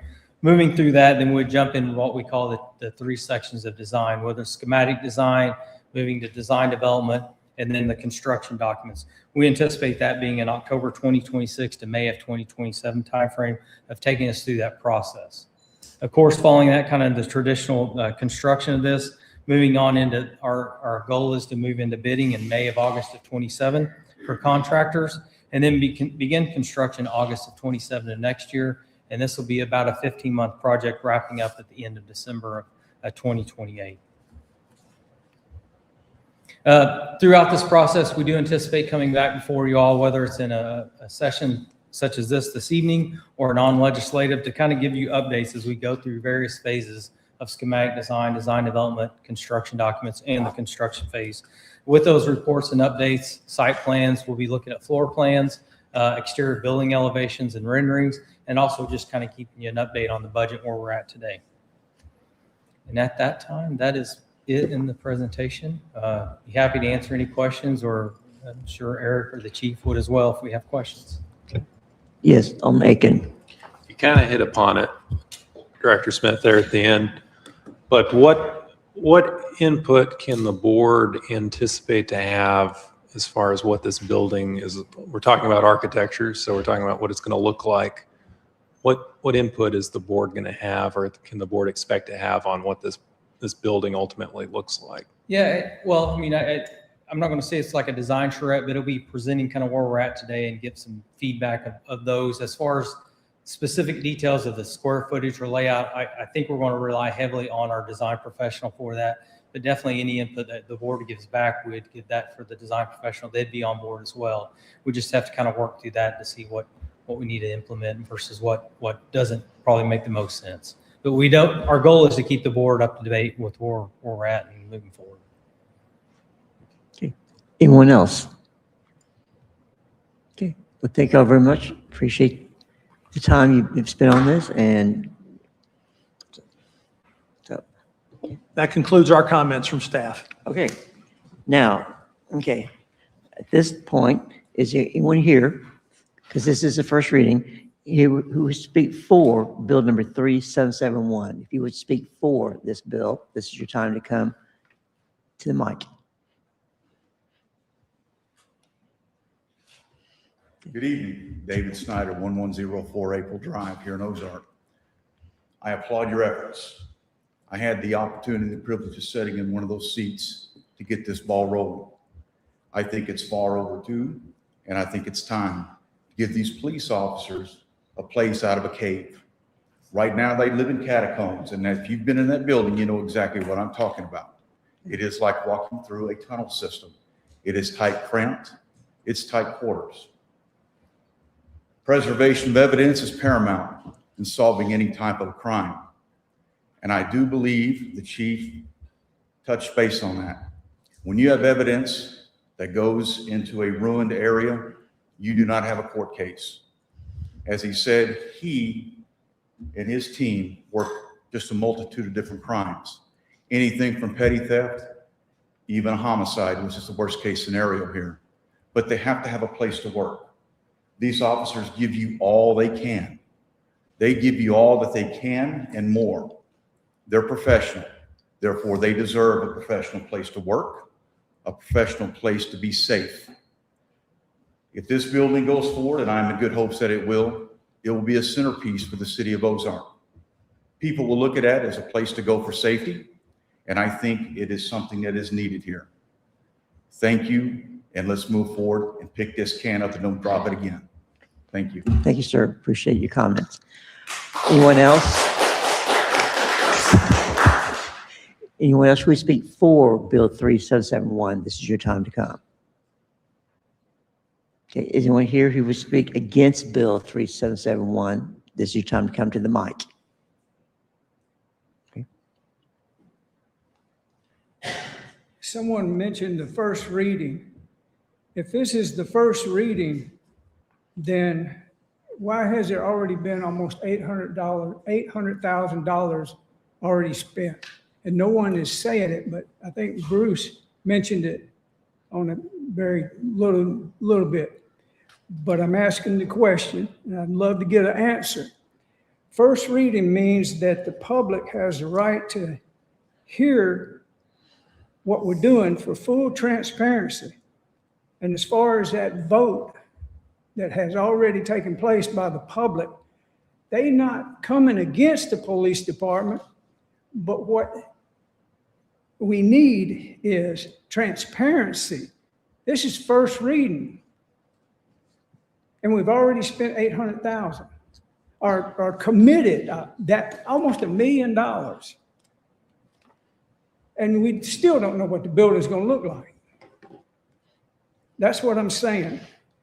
Somebody needs to really think about this, because when the public really catches up with what we're doing and the way we've done it, you think this flock camera thing is exploding across the country.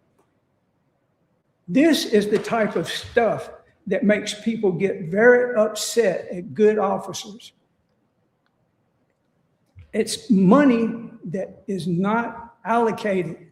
It's money that is not there. You're putting 30 years of debt on us. And then the public, all they can do is raise our taxes. as far as the public can see, because they don't have no eyes to see what's going on.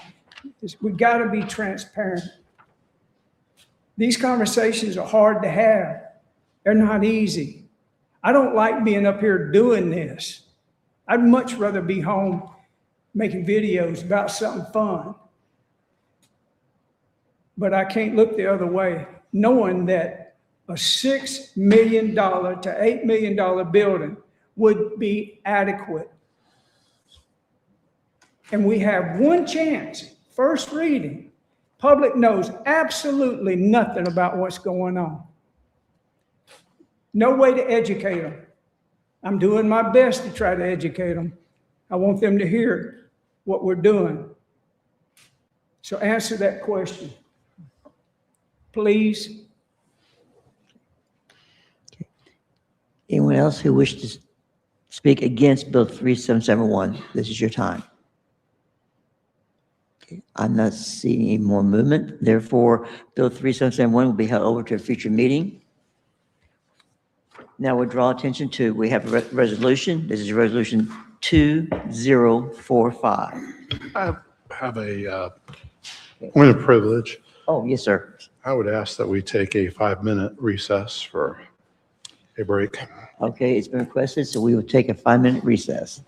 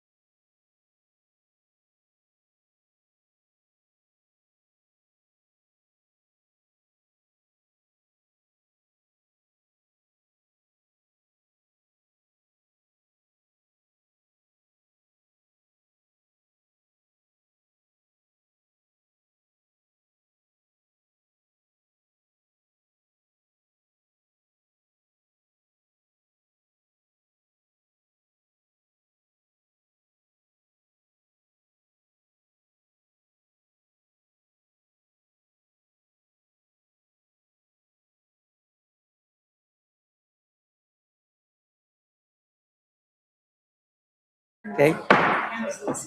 Okay. As we re-adjourn, before we go on to resolution, I'm going to ask the city administrator to answer a question that had been asked just earlier in this meeting regarding some expenditure of money.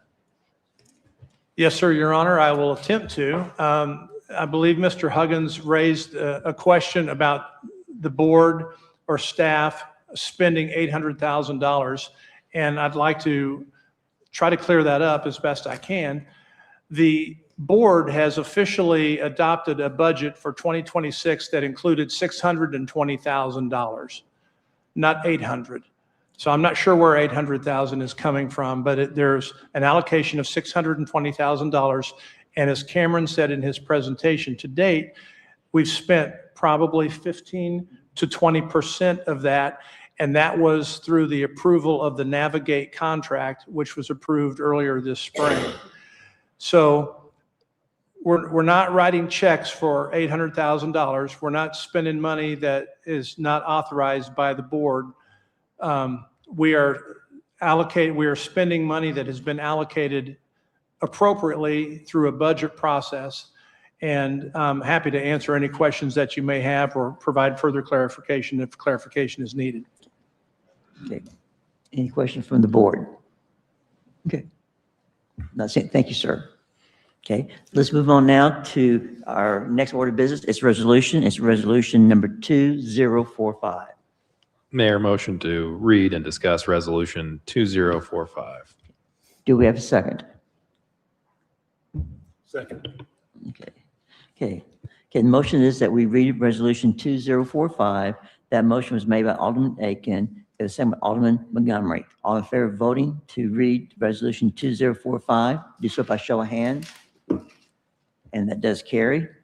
A resolution by the Board of Aldermen of the City of Ozark, Missouri, supporting the request from the Ozark Fire Protection District to authorize certain exemptions and temporary variances regarding the construction of the new fire station and training maintenance facility located within the corporate boundaries of the City of Ozark, Missouri, specifically at 911 North 9th Street. Okay. And we'll recognize our city attorney again. Your Honor, I'm sorry you get to deal with me again on this particular issue.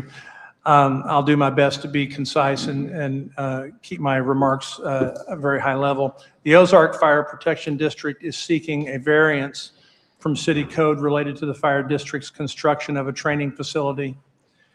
That item is before you tonight in the form of a resolution. And this goes back probably to mid-May, in which the city received a communication from the fire district regarding certain variances and exemptions that they wanted the city to consider. Those, I believe there was a total of 5 exemptions that were requested. And in the resolution before you tonight, 4 of those 5 are being supported by staff and is what you have before you in your resolution. And I'd like to very quickly go through those. And these are included in section 2 of the resolution. The first item includes 2 items, and that's exemption from water meter installation and impact fees. So there's 2 items there. There's a request for a 2-year delay in landscaping installation along 9th Street frontage of the development. And there's a request to release their land disturbance security deposit. And staff is supportive of that request so long as we do it in conformance with the Missouri Department of Natural Resources regulations. And we would do so on a pro rata manner based on establishment of vegetation and performance on the site. So those are, again, staff supports exemption from water meter installation and impact fees. Staff supports a 2-year delay in landscaping installation. And staff supports a returning of their land disturbance security deposit in a pro rata manner based on the establishment of vegetation. What this resolution does not support or include is an exemption from user charges on water that's used for training at their training facility. That is not included in this resolution at this time. and understand there may be some discussion about those particular items. I will conclude with those comments and happy to answer any questions that you may have. Okay. Yes, Alderman Aiken. How is water usage going to be monitored without the use of a meter? I don't quite understand that. I may defer to our Public Works Director to ask him to come forward and he can assist me with it. But I believe it's the intention that the fire district has very sophisticated, calibrated measuring equipment on their trucks. And when they're conducting or completing a training exercise, they would gather that information and data from their trucks and they would report that to us. So they have their own metering system, if you will. Okay. Anyone else? Yes, Alderman Galloway. What is the impact fee? Are you asking what is the amount of it or What's philosophically? it for and rough amounts of what that is? I'm going to ask Jeremy to come forward and let him talk a little bit about, is he still here? There he is. I'm still here. The impact fee. We often describe this as when a new development comes into town, they are paying their proportionate share of the water or the sewer system.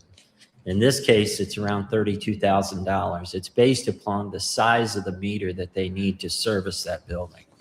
So think of it as every new development that comes into town, you're buying your proportionate share of the wastewater treatment plant or our elevated storage tanks and distribution system. And that kind of gets you in the door. And then we operate on rates when it comes to operations and maintenance moving forward. So it's very common amongst the state to have an impact fee. But I believe the impact fee being waived in this case is supported.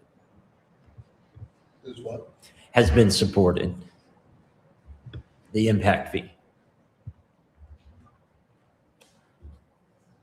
Okay. Let's go back to Alderman Aiken. Jeremy, while you're up there, can I put you on the spot and ask you the same question about meters and how that works from a public works perspective?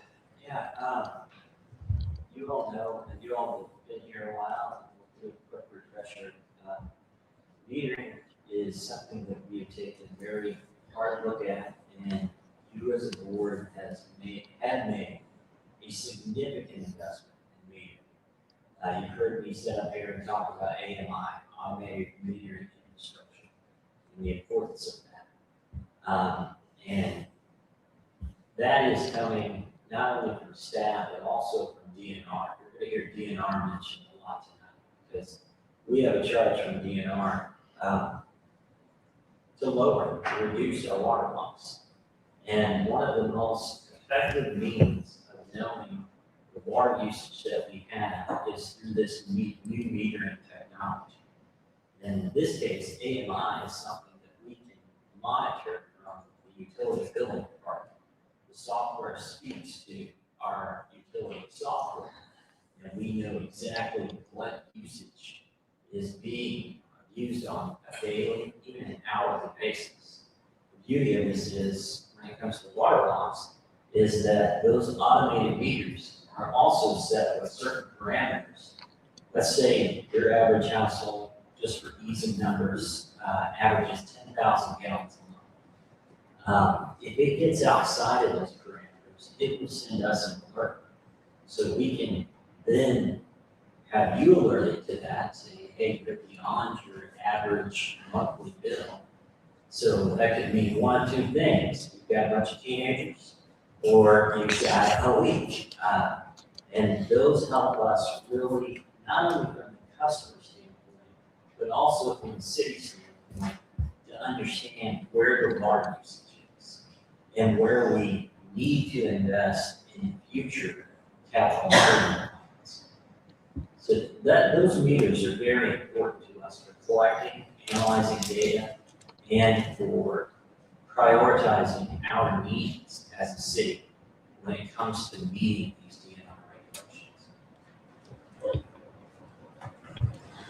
I guess now I'm really putting you on the spot in front of our fire department friends, but are the trucks a reasonable substitute then, I take it, for the metering that we use throughout the city? I talked to Mr. Johnson about this, and I firmly believe that we have made this investment in AMI, and that is the most effective, efficient, and transparent way of metering the actual usage. I have not seen the technology that they refer to. I have no reason to doubt that technology. But I believe in one of our last correspondence, I would love to sit down if this moves forward with the fire department and get a better understanding of that. Because again, we have the ability to click a button from here and see what's actually being used. This would require manual data being either entered or transmitted to us, and then our utility department entering in that data manually. And one of the big things about AMI, remember when we went through this significant investment, was that it's a force multiplier. Public Works doesn't have the staff to go out there every time they pump water, look at that calibration, is it on, is it off? Again, have no reason. These are friends in the building, have no reason to doubt that thing. But the other kicker is, I will just say this, the meter's already been paid for. Meter was paid for in April. It's a 6-inch meter. We were very excited when we heard about the new training facility because this was going to offer us the opportunity to utilize the technology that we've invested in to accurately report and document the usage. So we would like to see that meter. Okay, I guess I would just invite during the public comment period for someone maybe from the fire department side to come up to the podium and explain why the option that's being proposed, running the meter through the fire truck, is a better option than installing the meter. Okay, Alderman Hutchinson. Jeremy. So we're responsible, the city is responsible to DNR to report the water loss and how we've metered it and how we've made the record of the water loss. We are. Right? That is correct. Yes, we have to do an annual report. In fact, we just received a report from DNR. They do annual reports and then they do a 3-year report that really dives into our system. And at the end of the summer of 2025, just last year, we got an extensive report from DNR that gave us really great reviews on our water system, our pumping system, all these things. But I will read you what the last paragraph of that report said. We have an average water loss that causes concern. The last paragraph says, quote, use every method available to determine the cause of excessive water loss and make those needed repairs. So we have been in the process of doing that with AMI. Do you all remember the bulk meter station that we just invested in? That is another key component of us monitoring when contractors come into our city and they need water for landscaping, for irrigation, for paving. All of those things can use bulk water. So if you'll remember where the old water tower was, it had the tiger paw on it behind Fasco back there, which is now the OIC. We installed a bulk metering station, and we worked with our partners at the police to make sure that we made a concerted effort or an enhanced patrol of making sure that nobody is any longer hooking up straight to our fire hydrants and pulling out water. It has to go through that bulk meter so that we can properly account for that. I love the glowing report we get from DNR, but that last paragraph, that means a lot to us. They are the jurisdiction having authority. They are who we answer to. And water loss is becoming a hot button issue right now. Water is a finite resource. Water is something that we have to be stewards of and we have to make sure that we are not in any way wasting water. I think just this week, well, there's been a lot of things going on recently, but just this week, a report came out that Willard had a similar audit where they showed that they had excessive water loss. And that report said, you've got to rein that in. The city of Kansas City just passed a $1.5 billion bond issue to rein in what they call their ghost water. That's water that they can't account for. It may be all those beautiful fountains, but I don't know. They have dedicated $750 million of that $1.5 billion to addressing water loss by making the necessary infrastructure repairs to ensure that they're meeting that DNR target. And just for your record, the DNR target is between 10 and 15% water loss. That's what they deem acceptable. Right now, I'm not happy with ours. At one point, several years ago, we were above 30%. Now we're still above 20%, but we have work to do. And there's a lot of factors that go into that. Don't get me wrong. We're sitting here in the county seat of a historic neighborhood that has aging infrastructure. That can be a primary cause for that. But every drop that's not, DNR does not discriminate. Every drop of water that is not sold, but is pumped, is counted as water loss. So when you think about you're getting 20 to 30% water loss, just roll that through your mind and think about the extra electricity it takes to pump that water. Roll that through your mind and think about those pumps working overtime to provide that water. And if we can pull that water loss down, we can extend the life of our infrastructure. We can hopefully control rates. I mean, that's a mechanism that we can control rates if we use our water more efficiently. And even our asset management program that we put into place. Every time that we work on a hydrant and every time that we flush a hydrant, we account for that. So we have taken multiple measures. When we were notified by DNR, you got a problem, you got a great system, but you got to rein in your water loss. We immediately invested in asset software. We immediately invested in AMI. We immediately invested in our bulk water metering system. All of these things so that we can stay in compliance. And we treat this like what it really is. And it's a resource that is manufactured. It doesn't just appear. We have to pump it out of the ground. We have to treat it. We have to do all these things before it comes through your tap.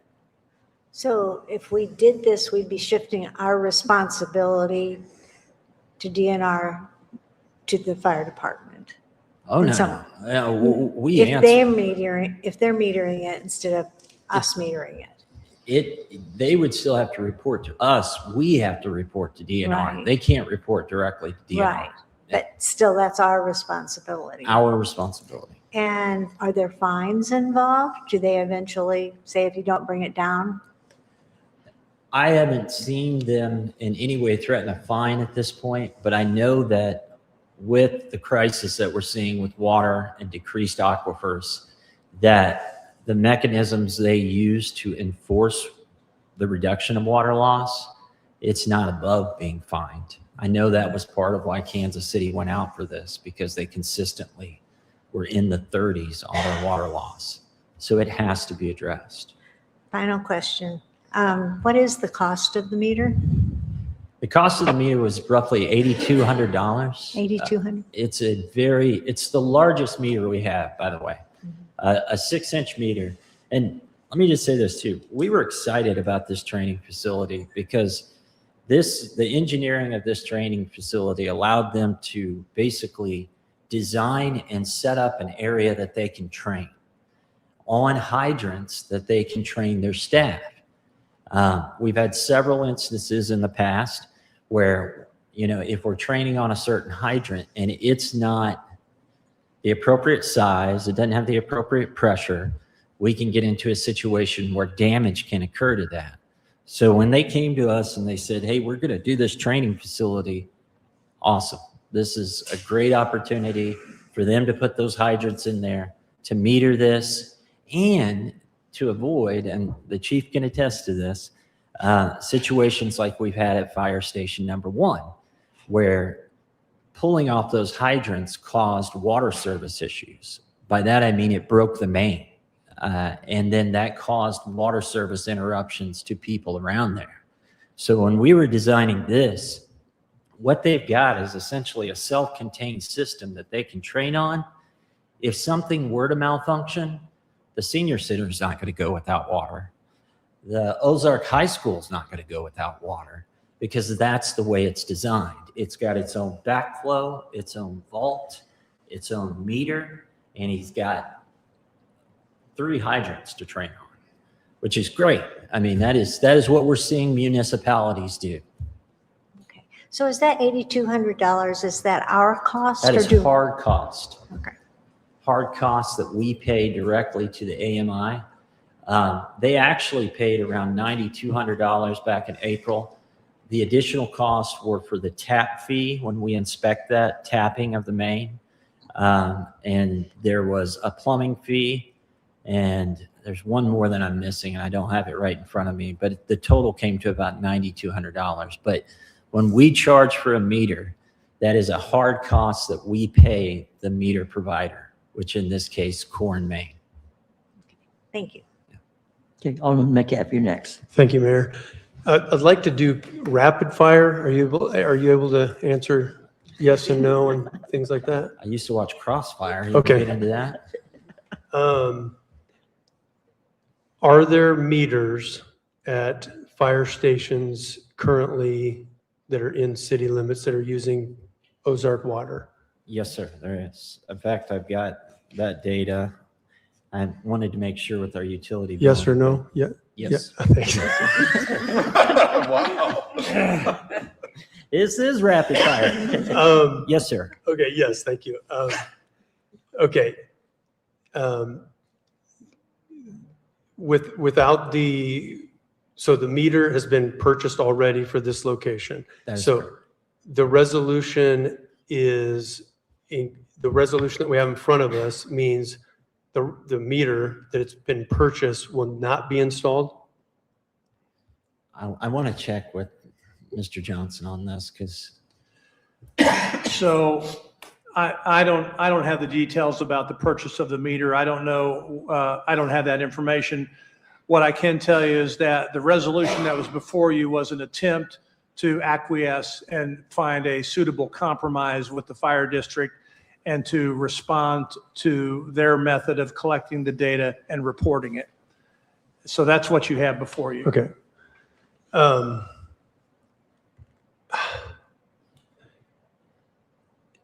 So currently, is there a gentleman's agreement when they are doing water testing? They're using water for testing purposes to where they keep track of how much water they're using, and then they report that to us. It's not there's not a standing intergovernmental agreement that you're aware of, is there? there's no IGA Yeah, in place. there's no IGA in place. Okay, so no yes, IGA. We have worked with the water department on trying to obtain those reports. I think at minimum, and they can speak to this much more intelligently, they have to do quarterly reporting. I will tell you that the last data that we received was in my records, April of 2025. Again, that's why I was so excited about this metering and this training facility, because it relies on humans to report that. They get busy, we get busy. Sure. This would just come through the software. Sure. And then, Administrator, the city is definitely open for an intergovernmental agreement, right? We would. Certainly, we've had IGAs with other entities, and if that's something that would be of value to both entities, we would certainly go down that path. Okay. Explore it. And then my last question is, this resolution is pro Ozark Fire District. This is like a yes vote for this resolution is going to be very kind and friendly and is very pro Ozark Fire District. A no vote, just so I'm clear, is everything they're asking for would be denied as of today if I vote no. So if the board supports this resolution, they're going to receive variance and exemption on those items that I mentioned earlier. So it would be considered favorable to the district, with the exception of that one item that I said is not up for consideration. Yes. Okay. And then a no vote would be nothing. Okay. Thank you. Okay, Alderman Galloway, you're next, sir. Thank you. I'm just going to ask a few questions just so that the issue is clarified, what's before us. If we do not, and strike that, and I will say, I think from what I'm hearing from board members, the issue is the metering variance, you know, whether to exempt the fire district from installing the meter in the training session. I'm not really hearing any questions about the other aspects of this resolution. So my questions are directed at that. If we do not pass that particular part of the resolution, then what would happen is that under our present code and policy, the fire department would install the meter? Under our present code, yes, they would be required to install a meter. So present code and policy is everybody installs a meter if they connect to the water system. Yes, sir. And the issue as to this resolution, for what I'm focusing on, is whether the fire district is exempted from that code and policy, correct? Correct. Okay. The code and policy was adopted when? As it relates to required metering under this AMI? AMI, we met in 2023 after our last major report from DNR. And that's when we really got our heads together. In 2023, we proposed AMI. In 2024, we followed up with a water master plan. And in 2025, we followed up with a water rate study. And those were all done so that we can properly address not only metering, but water loss and our rates. In 2023, though, I think that you presented the AMI as a proposal. Yes, sir. To the board. Yes, sir. And I think what I'm hearing you say is that we adopted it and then reaffirmed in 2024 and 2025. That is correct. Yes, we adopted in 2023. We went into this planning study in 2024 that reconfirmed our rollout plan for the AMI. We did not have the financing to convert every meter in town, if you'll remember, over to AMI. So we had a rollout program. But yes, sir, it did reconfirm, and it showed that is an effective means and method of obtaining water usage. And the idea is that these meters will report automatically to that part of Public Works that's running the water utility to let them know what the actual usage is. Is that correct? That's correct. It will give real-time data. And under that policy, over time, 100% of this community would be covered by that kind of reporting system. Yes, over the rollout. All right. Now, my question is, why was that policy important in 2023, 2024 and 2025 in terms of universally applying it to meters, universally applying the automatic meters to 100% of the community over time? So it really boils down to the reports that we were getting back from DNR. They were, at that time, at the last report, they recognized that we had aging infrastructure and aging meters, which can contribute to your loss. So immediately as when we came forward with the AMI, it was one of their suggestions from DNR to properly account for that. So at that report, we presented a plan to you all to go to automated metering so that that could be one of the tools in our quiver to help reduce water loss. Help reduce water loss. And you've referenced that as the aquifer is under pressure, I guess would be the way to put it. Water loss is becoming an increasing concern for DNR.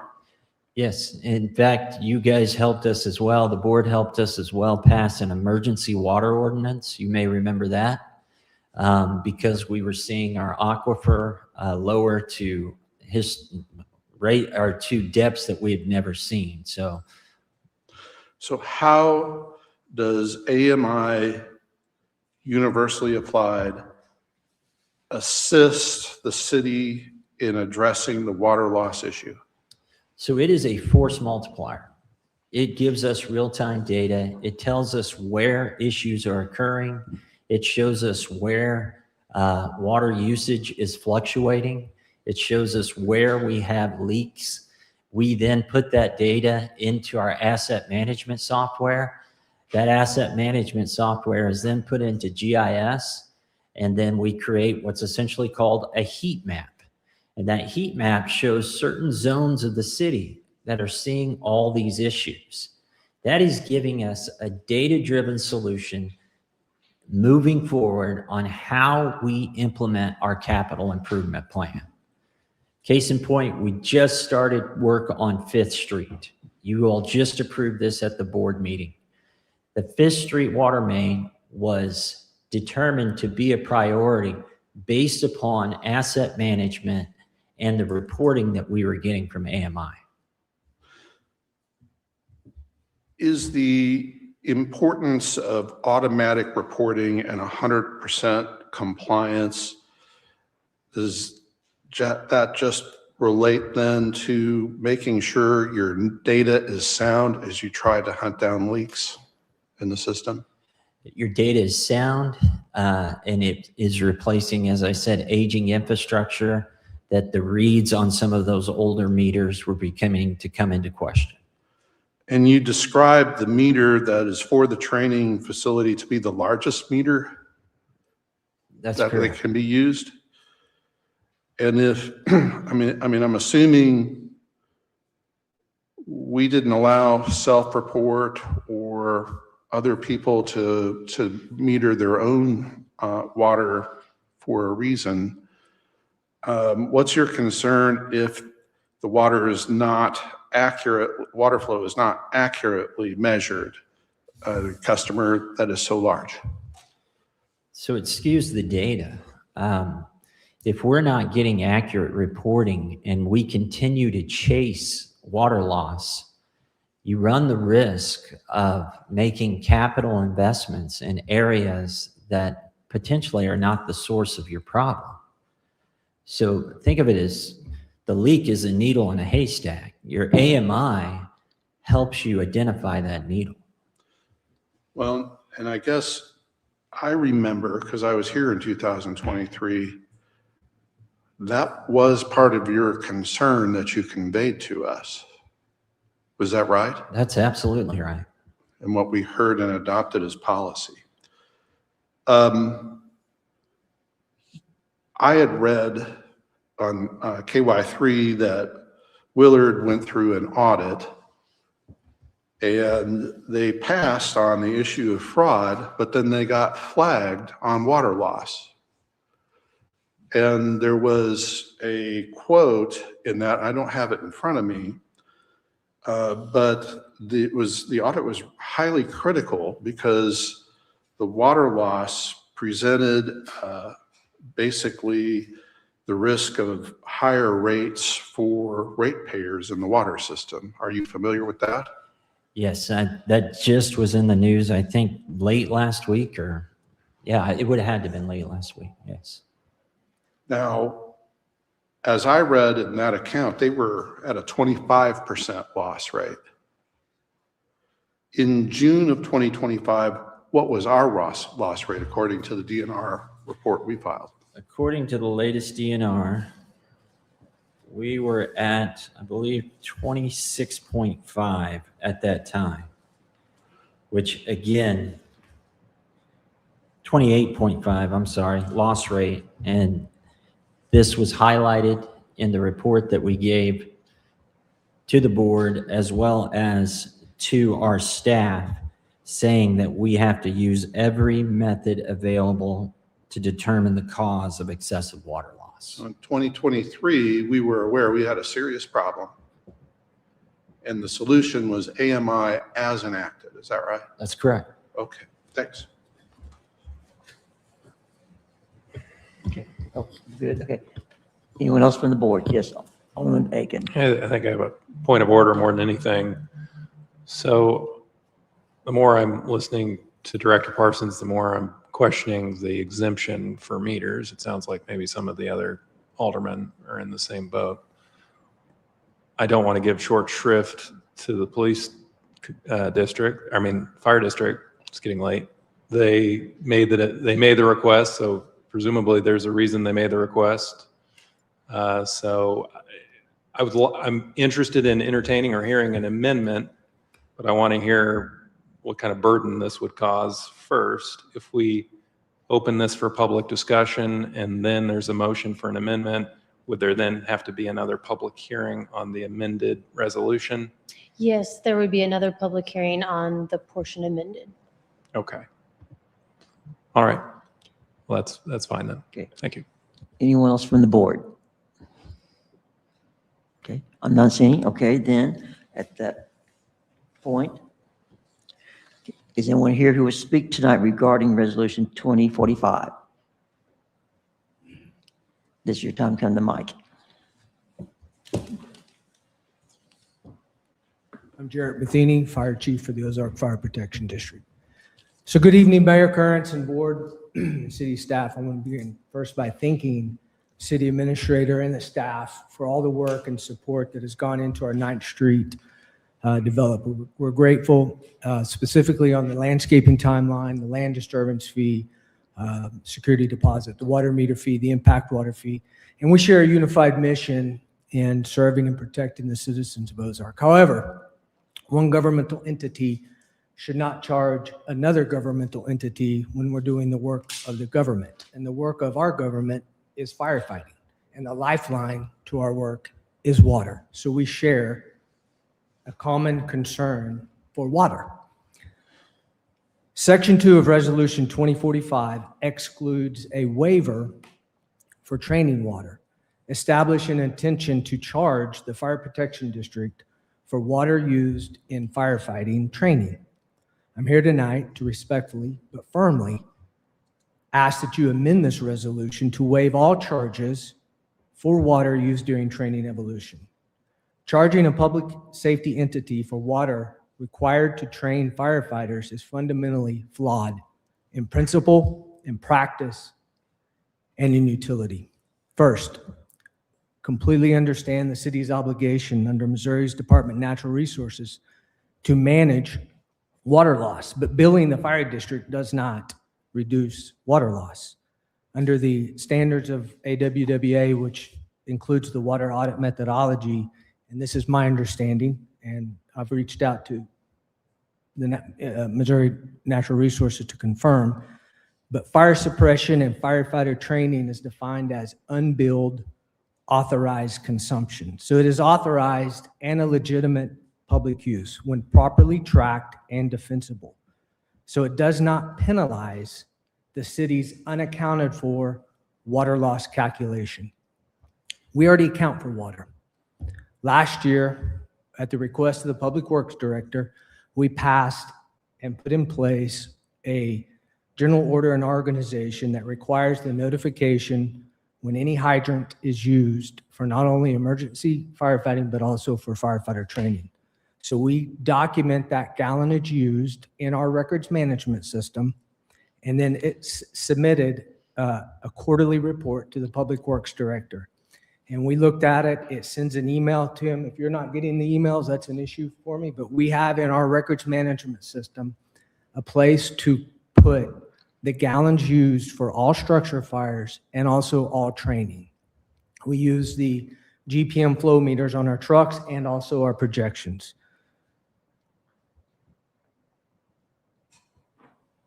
Last quarter, we measured how much water we're going to be using because we just did our auto aid training with our neighboring organizations, and we did it at the James River Church. We logged 168,000 gallons of water for 3 days of training, or for 3 months of training. So under our current rate, that would cost us $684 of May, June, and July. If more accuracy is needed, I'm prepared and fully support investing in a portable water meter to place in all of our training that is calibrated and it gives the city the data that it needs.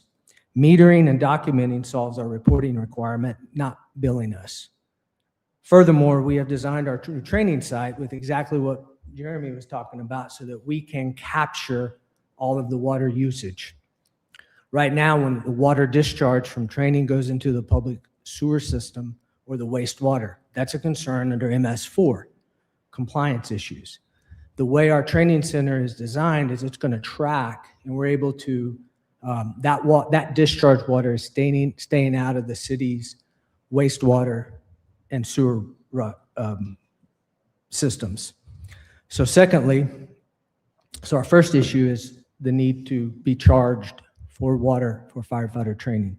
Secondly, our firefighter training directly protects the city and its taxpayers. Our crews are required by standards of the National Fire Protection Association and also ISO to complete annual firefighter training, driver pump operator, annual testing over 25,000 foot of hose, and this training preserves and improves our community's ISO rating, saving our taxpayers thousands of dollars in insurance premiums. Third, this creates an inefficient circular tax. The city and the fire district draw from the same local tax base. Under RSMO 70.220, the statute that's listed in the resolution, Missouri law explicitly authorizes us to cooperate for common public services and not treat each other as commercial vendors. Shifting tax dollars from the district's operating funds into the city's utility funds doesn't solve or save a single drop of water, and it doesn't solve our water loss issue. We have never been charged for water for training. The objection to the meter was so that we could be charged, so that the city would charge us for water. Our objection is not in reporting or accounting for every drop of water. But charging us for firefighter training changes the practice, the long-standing practice that we have. And I've surveyed every fire protection district that I can find in Missouri. And I've talked to the fire chiefs, and I've not found one that is charged for water. This includes the fire chiefs from Nixa, Logan Rogersville, Western Taney, and Central Jackson County. They do track, they do report, and they maintain a shared commitment to public safety. We're not objecting to meters for domestic use at the fire stations. The meter that we purchased was for my understanding at the time, was for the training annex building. We're putting 3 facilities on this site. One for firefighter training, a maintenance and training annex, and a future fire station. Our understanding when we were going through the process was we would have to have 3 different meters and 3 different volts. We are totally under the understanding we're putting meters and volts at the facilities. Even Friday, our engineers reached out to us to see if we could do 1 meter for the entire complex and then report back water that was used for training. So our objection is not in metering. Our objection is in being charged for water for firefighter training. So it's critical to our mission. This is a proposed change that is a dramatic shift from how we currently operate. We ask that you support our mission, and we also ask that Resolution 2045 be amended so that we are not charged for water for firefighter training.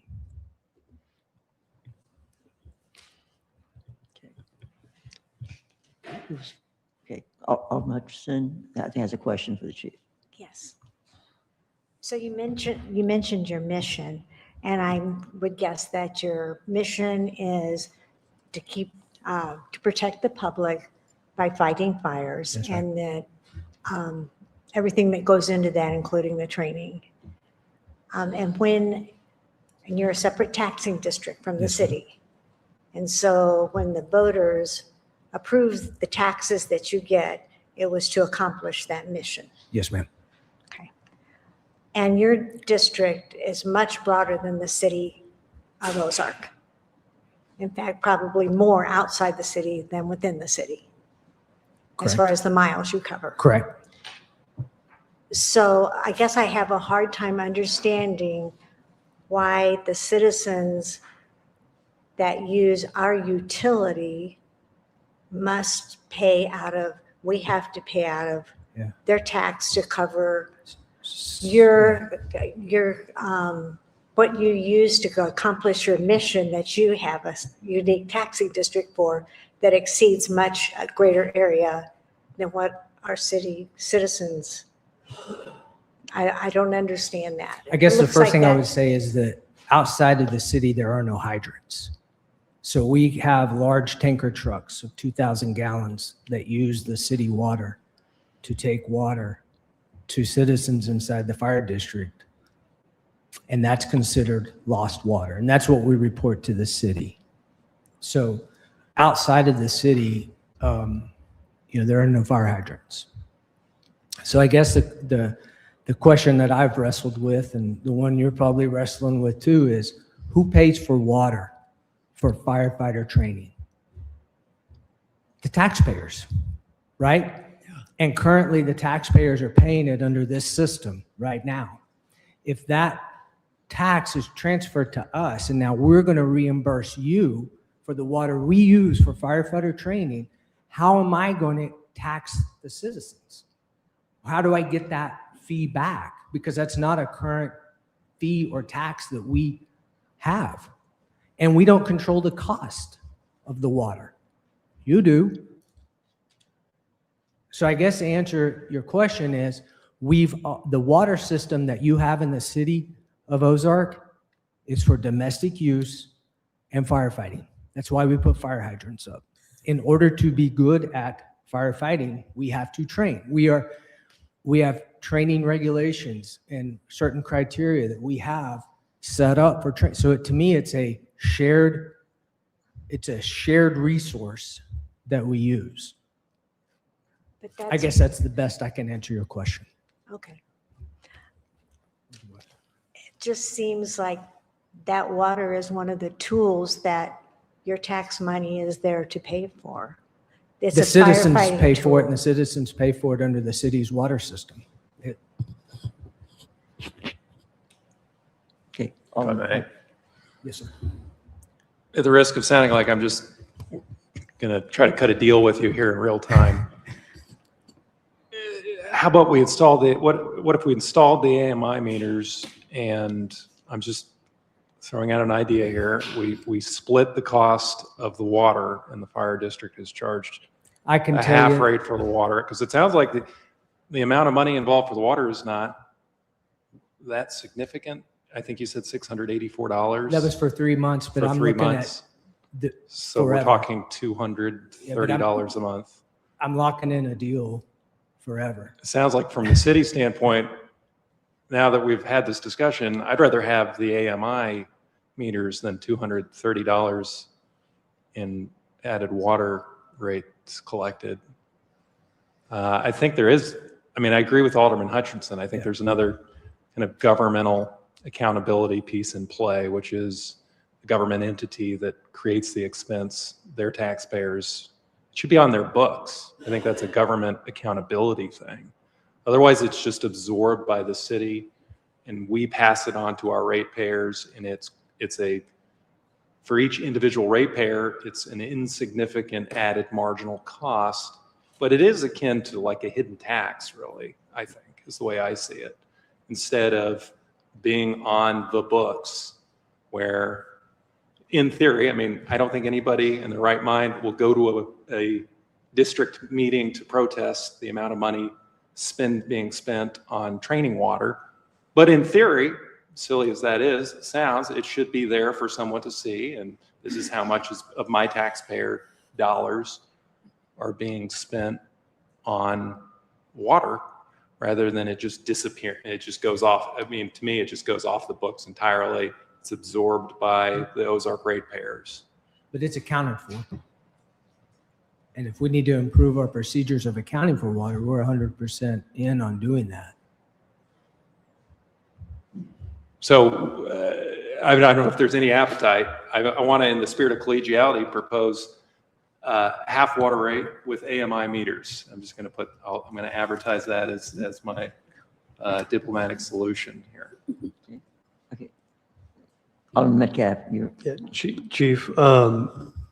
So you did say you're familiar with the state law that mandates the free water when there's an emergency and you guys are fighting fires. I wouldn't say free water. Well, it's a cost. There's a cost, Jeremy has but beat that into my head since I came here. Yeah, But all water costs. So I'm not saying this is free water. We don't charge. You do not It's a charge state. for- It's a state statute or whatever. We don't charge. So I think that people that came before us chose to not include on purpose water for training, and you can disagree with that, and that's fine. But that's the law that we're under. Is the training water is debatable. Now, in my research, I have found that intergovernmental agreements are what take place for us not to charge you for training water in return for services from the fire district. So the taxpayers can see the fairness and the benefit and the intergovernment agreement. So I think the solution that I propose is an intergovernmental agreement to not charge you for training water in lieu of services that you can provide for us, which could be many. We could talk about them all night. Well, as we've stated all along, our intent is to work with the city and do our part. We understand that the need for accounting and preserving water. When he puts out an emergency water order, we halt all training. We do. Yeah, thank you. Okay. Yes, I think you're next to speak. Yes, Board. Mayor, I am Will Reynolds, or William Reynolds. I'm the president of the Ozark Fire Protection District Board of Directors. I stand behind Chief Matheny. I believe the whole board stands behind them, and so does our district. We are not here to not meter the water or give you guys a number to help with your reporting to DNR. As it's been said, we're just not here to be charged for the water. I understand, listening to this debate back and forth, that there may be some other solutions that you guys are interested in.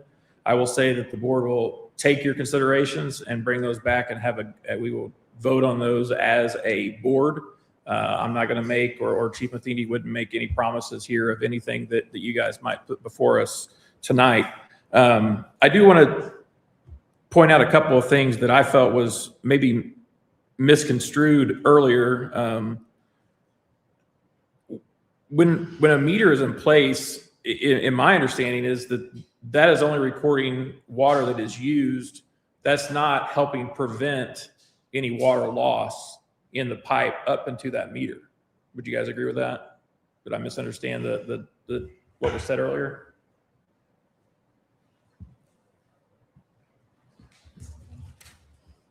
Can I answer? Yeah, right for now, sure. Steve? Yeah, go ahead. I just want to make sure that we bring it back to our constituents the correct way. So we have to accurately account for the water that comes through the meter. And then we take that back and we compare it to what we've been paid for, and it helps us identify where that loss. So if we don't have that data, we can't identify the loss. So Fair. metering is critical to identifying loss. Correct. Okay. So just as I said earlier, we're not opposed to metering. If it's going to help you guys submit a more accurate report to the state, we're all for that. I've consulted with the Nixa Fire District, and we have Chief Walls here with the fire district. They do the exact same thing. They have a training facility. They've been reporting a report. He sent me a copy of it that they provide to the water department there in Nixa, and that helps them actually with the reporting and maybe capture some loss that may or may not have actually been accounted for previously. So as Chief Matheny said, we're willing to work with you guys.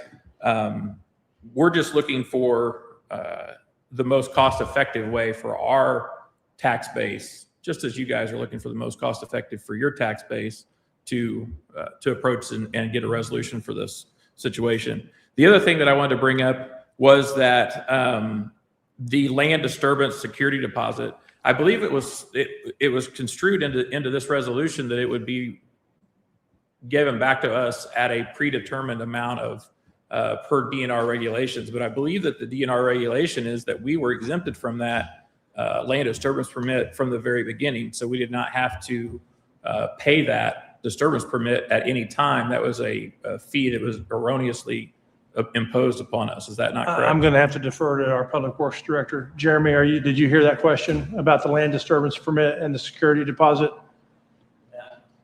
I would just refer to our codes, and anytime we have any type of land disturbance, we have a code with DNR that requires that we collect a security deposit until such time as at least 70% of the land disturbed has been revegetated, and then we can release that. I think the intent of this olive branch was to say, if you all want to start establishing that vegetation as quickly as possible, we're about to come up on an excellent time to establish vegetation.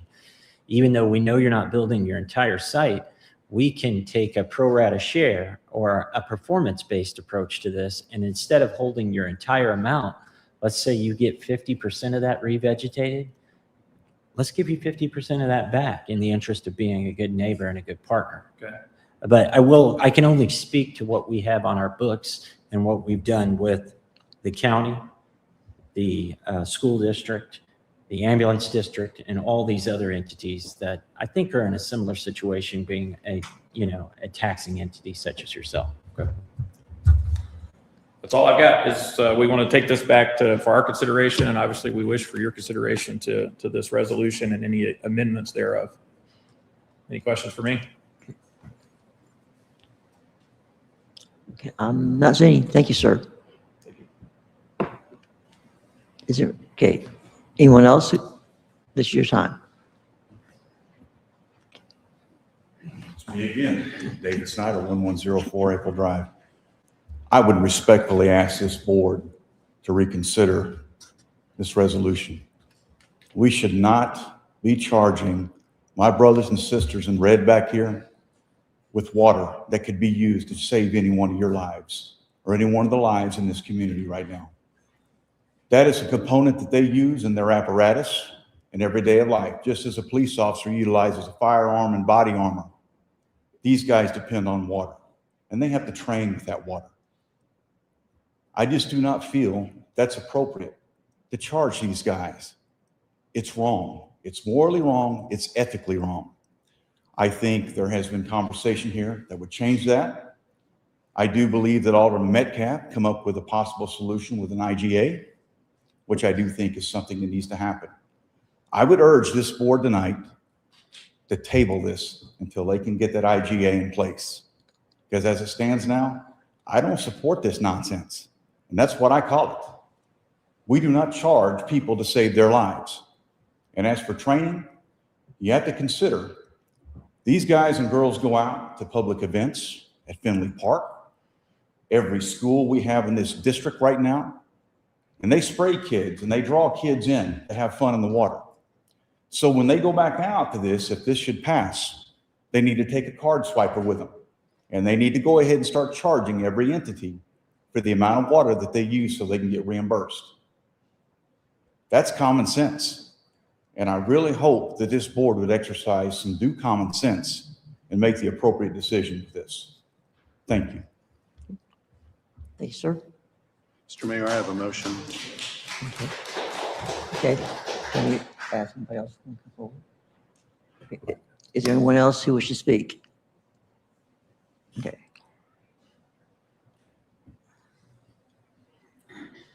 My name is Angie Johns, and I'm on the Ozark Fire District. And I really just wanted to speak to our collaboration as public servants. I heard a lot about there and the us and city versus county and district.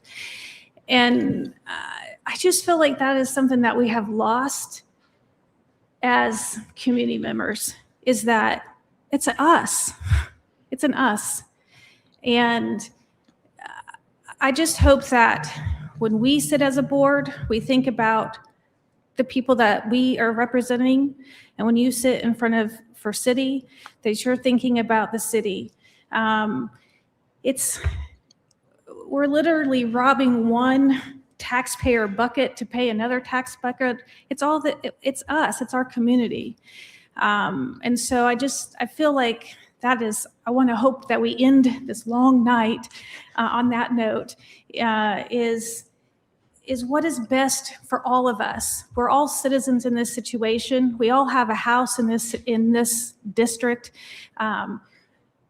We all want to be good stewards of our resource and the aqueducts and the water, but we want to be good stewards of who we represent. And that's all of our taxpayer money. And so that's what I just want to end that with is I hope that we are very community minded and we think about each other into this. And it's not an us versus them, a fire district versus the city, but it really is about how we come together and work together for the best of our community. That's why we all are here till 9:30 at night. Thanks. Okay, thank you. Yes, sir. There's really only one important aspect that the fire district needs resolution on, and that is the landscaping variance, the 2-year, because we need to get a building permit so that we can get this building order. Everything else we have time to discuss. And I know Friday, even our engineers and architects were talking with Jeremy and Randall about some different alternatives. But really the only thing critical for us is to get a building permit so I can get the building ordered. And I need the landscaping variance on NN. And the only reason we're asking for that, just for clarification, is we're going to go build a fire station. And if we put landscaping up now, we would have to remove that landscaping and put it up. So that is all. Yeah. Yes, Alderman. I'm sorry, I'll let you close. Okay, is there anyone else who wishes to speak? Okay, I am going to close this now. Yes, Alderman Galloway. All right. Well, I was about to move to table with comments, but then I listened to Chief Matheny, who wants, no matter what, the landscaping section of the resolution addressed as soon as we can under our amendment system. And I do want to see what we can do about that. It's a 2-year delay. It's asking for the landscape. Well, I don't think anybody has any issues with the landscaping thing. It's just that I'm talking and thinking at the same time. That's dangerous for me. But what I am thinking about doing is moving to strike the other sections of that resolution by amendment. That would, Chief, it only goes as fast as our process can go. That would put that one up at our next meeting for us to have an up or down vote, which you would get it. I don't think likely that you'll get anything other than 6 ups. And then I think that will be the way to do it. And then there can be some discussions before we deal with metering and water payment between staff and boards, is what I'm thinking about doing. I'm seeing some heads nod. Huh? No, not for Jim. I think I have a better suggestion. You probably do. So I'm going to listen to that before I make any further comments.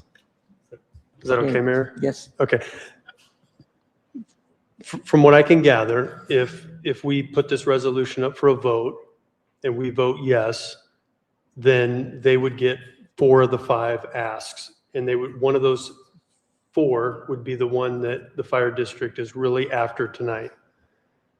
The 5th that they would like to have that is not in the resolution can be discussed, can be debated. We can have a IGA written. We can come back at a later time and have a solution for that. And so that might be the quickest solution on that. It's just an idea. But right now, it's not, a water meter doesn't have to be installed with this resolution. Correct. Yeah, I think we're after the same goal. I guess what I'm saying is, in terms of, let's say a resolution is they install the water meter, but as Chris says, we're cost sharing, or as the chief says, we're giving it away, but we're measuring it under our system. That could be a resolution. But right now, the way the resolution is written, there's no way for that to pass tonight because it's not in it.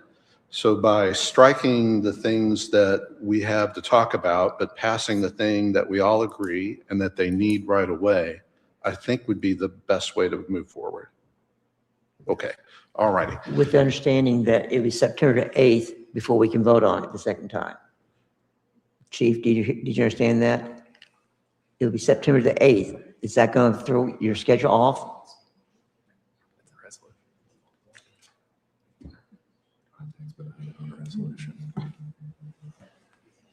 Yeah, I'm asking you a question.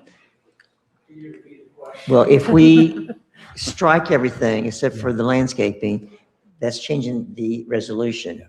It has to come back again on September the 8th, which it will pass. It would not be till September the 8th. Is that going to throw up your time schedule? I want to fully support the board's process in coming up to a good resolution. I just need a building permit so I can order a building. Okay. You tell me how that happens and I'm on board, Mayor.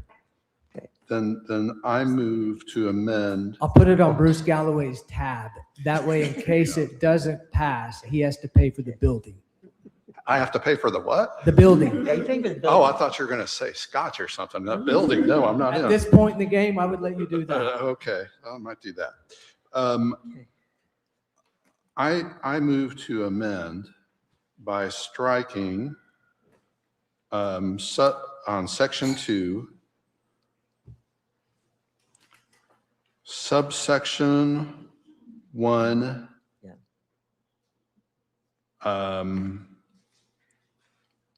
3.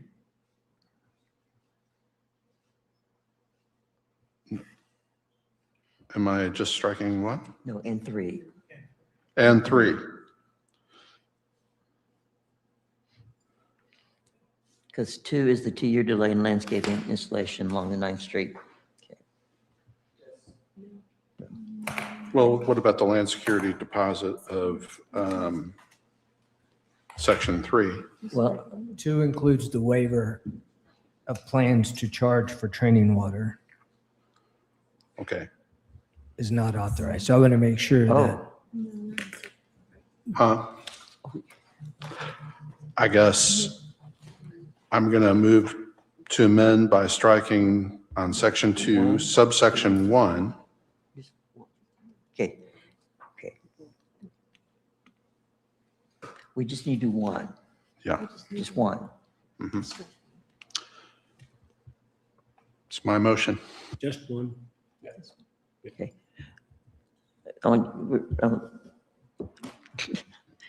Yes. Second. Okay. Okay, so basic amendment is we're going to strike on section 2, sub number 1. That's the amendment. Okay. Any questions about the amendment from the board? If not, is there a motion? Oh. Okay, move it. We need a second. Second. Okay, so the motion is that the amendment is that we strike on section 2, number 1, the exemption from, section 1. And that was made by Alderman Galloway and seconded by Alderman Montgomery. Does this need to be a hand or roll call? I want clarification. You can do it either way. Your rules of procedure call for just a hand raise, but you can do a roll call if you'd like. Okay, I think I know how this will. All in favor, do so by show of hands. All opposed, and it does carry. Okay. I do have a comment before we leave the legislation totally. Just in terms of discussions moving forward, I'm one of 6. Understand that, I'm one of 6. So other people's thoughts matter, like what I heard from Alderman Aiken. But I'll give you my thoughts. On the metering and us having metering, to me, that's an issue of transparency. We require all entities to have a meter. We need this system. It's useful to spot. It doesn't prevent water loss. It helps Jeremy find causes for water loss. We need to be able to tell everybody that we're treating them equally there. On the issue of training water, I'm open to it as long as my first concern is addressed, which is the public knows that we have a system that they are required to follow, that everybody's following, and we're tracking it, and we are being upfront and saying, you're paying as a ratepayer for this. That to me is a very important principle. Now, beyond that, I don't really have strong feelings other than I would just hope that we all recognize we kind of wear 2 hats here. We're aldermen with code governing, and we're in charge of codes and policy, building codes and that sort of thing, and set-offs and land disturbance permits and that sort of thing.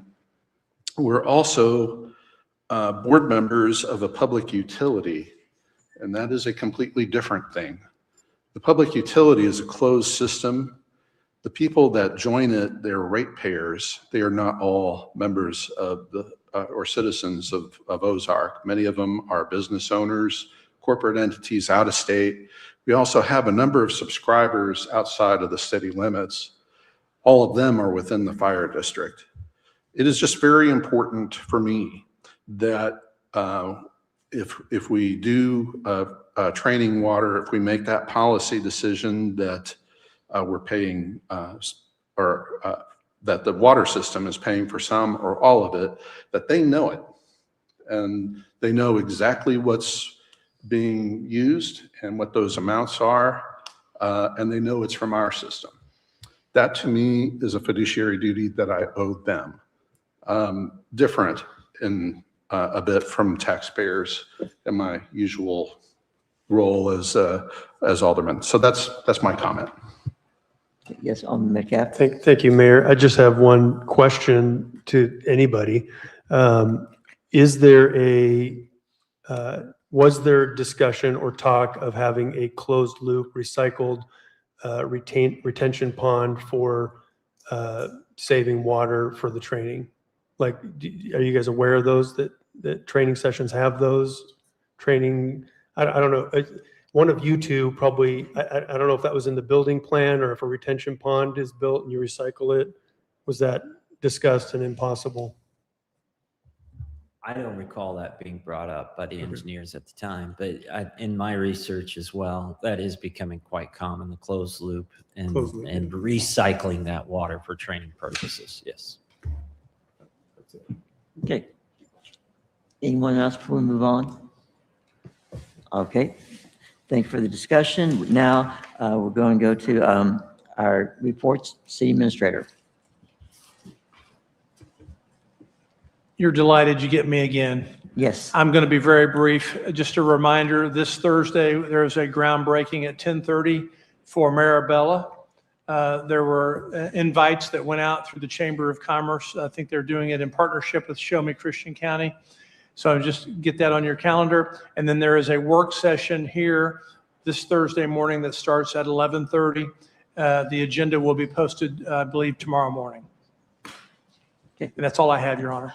And we now heard from our Director Randall. It's your turn now. A quiet night for me. I bet you appreciated it. I sure did. I just have a couple things to add to my July report. Those two things are that we'll have a regularly scheduled Planning Zoning Commission meeting 1 week from tonight on the 24th. So we have two agenda items. We have a preliminary plat for a 23-lot single-family subdivision.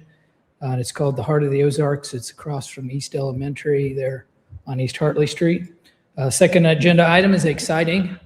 We're going to consider, the Planning and Zoning Commission is going to consider some legislation on data centers. So we'll have a public hearing.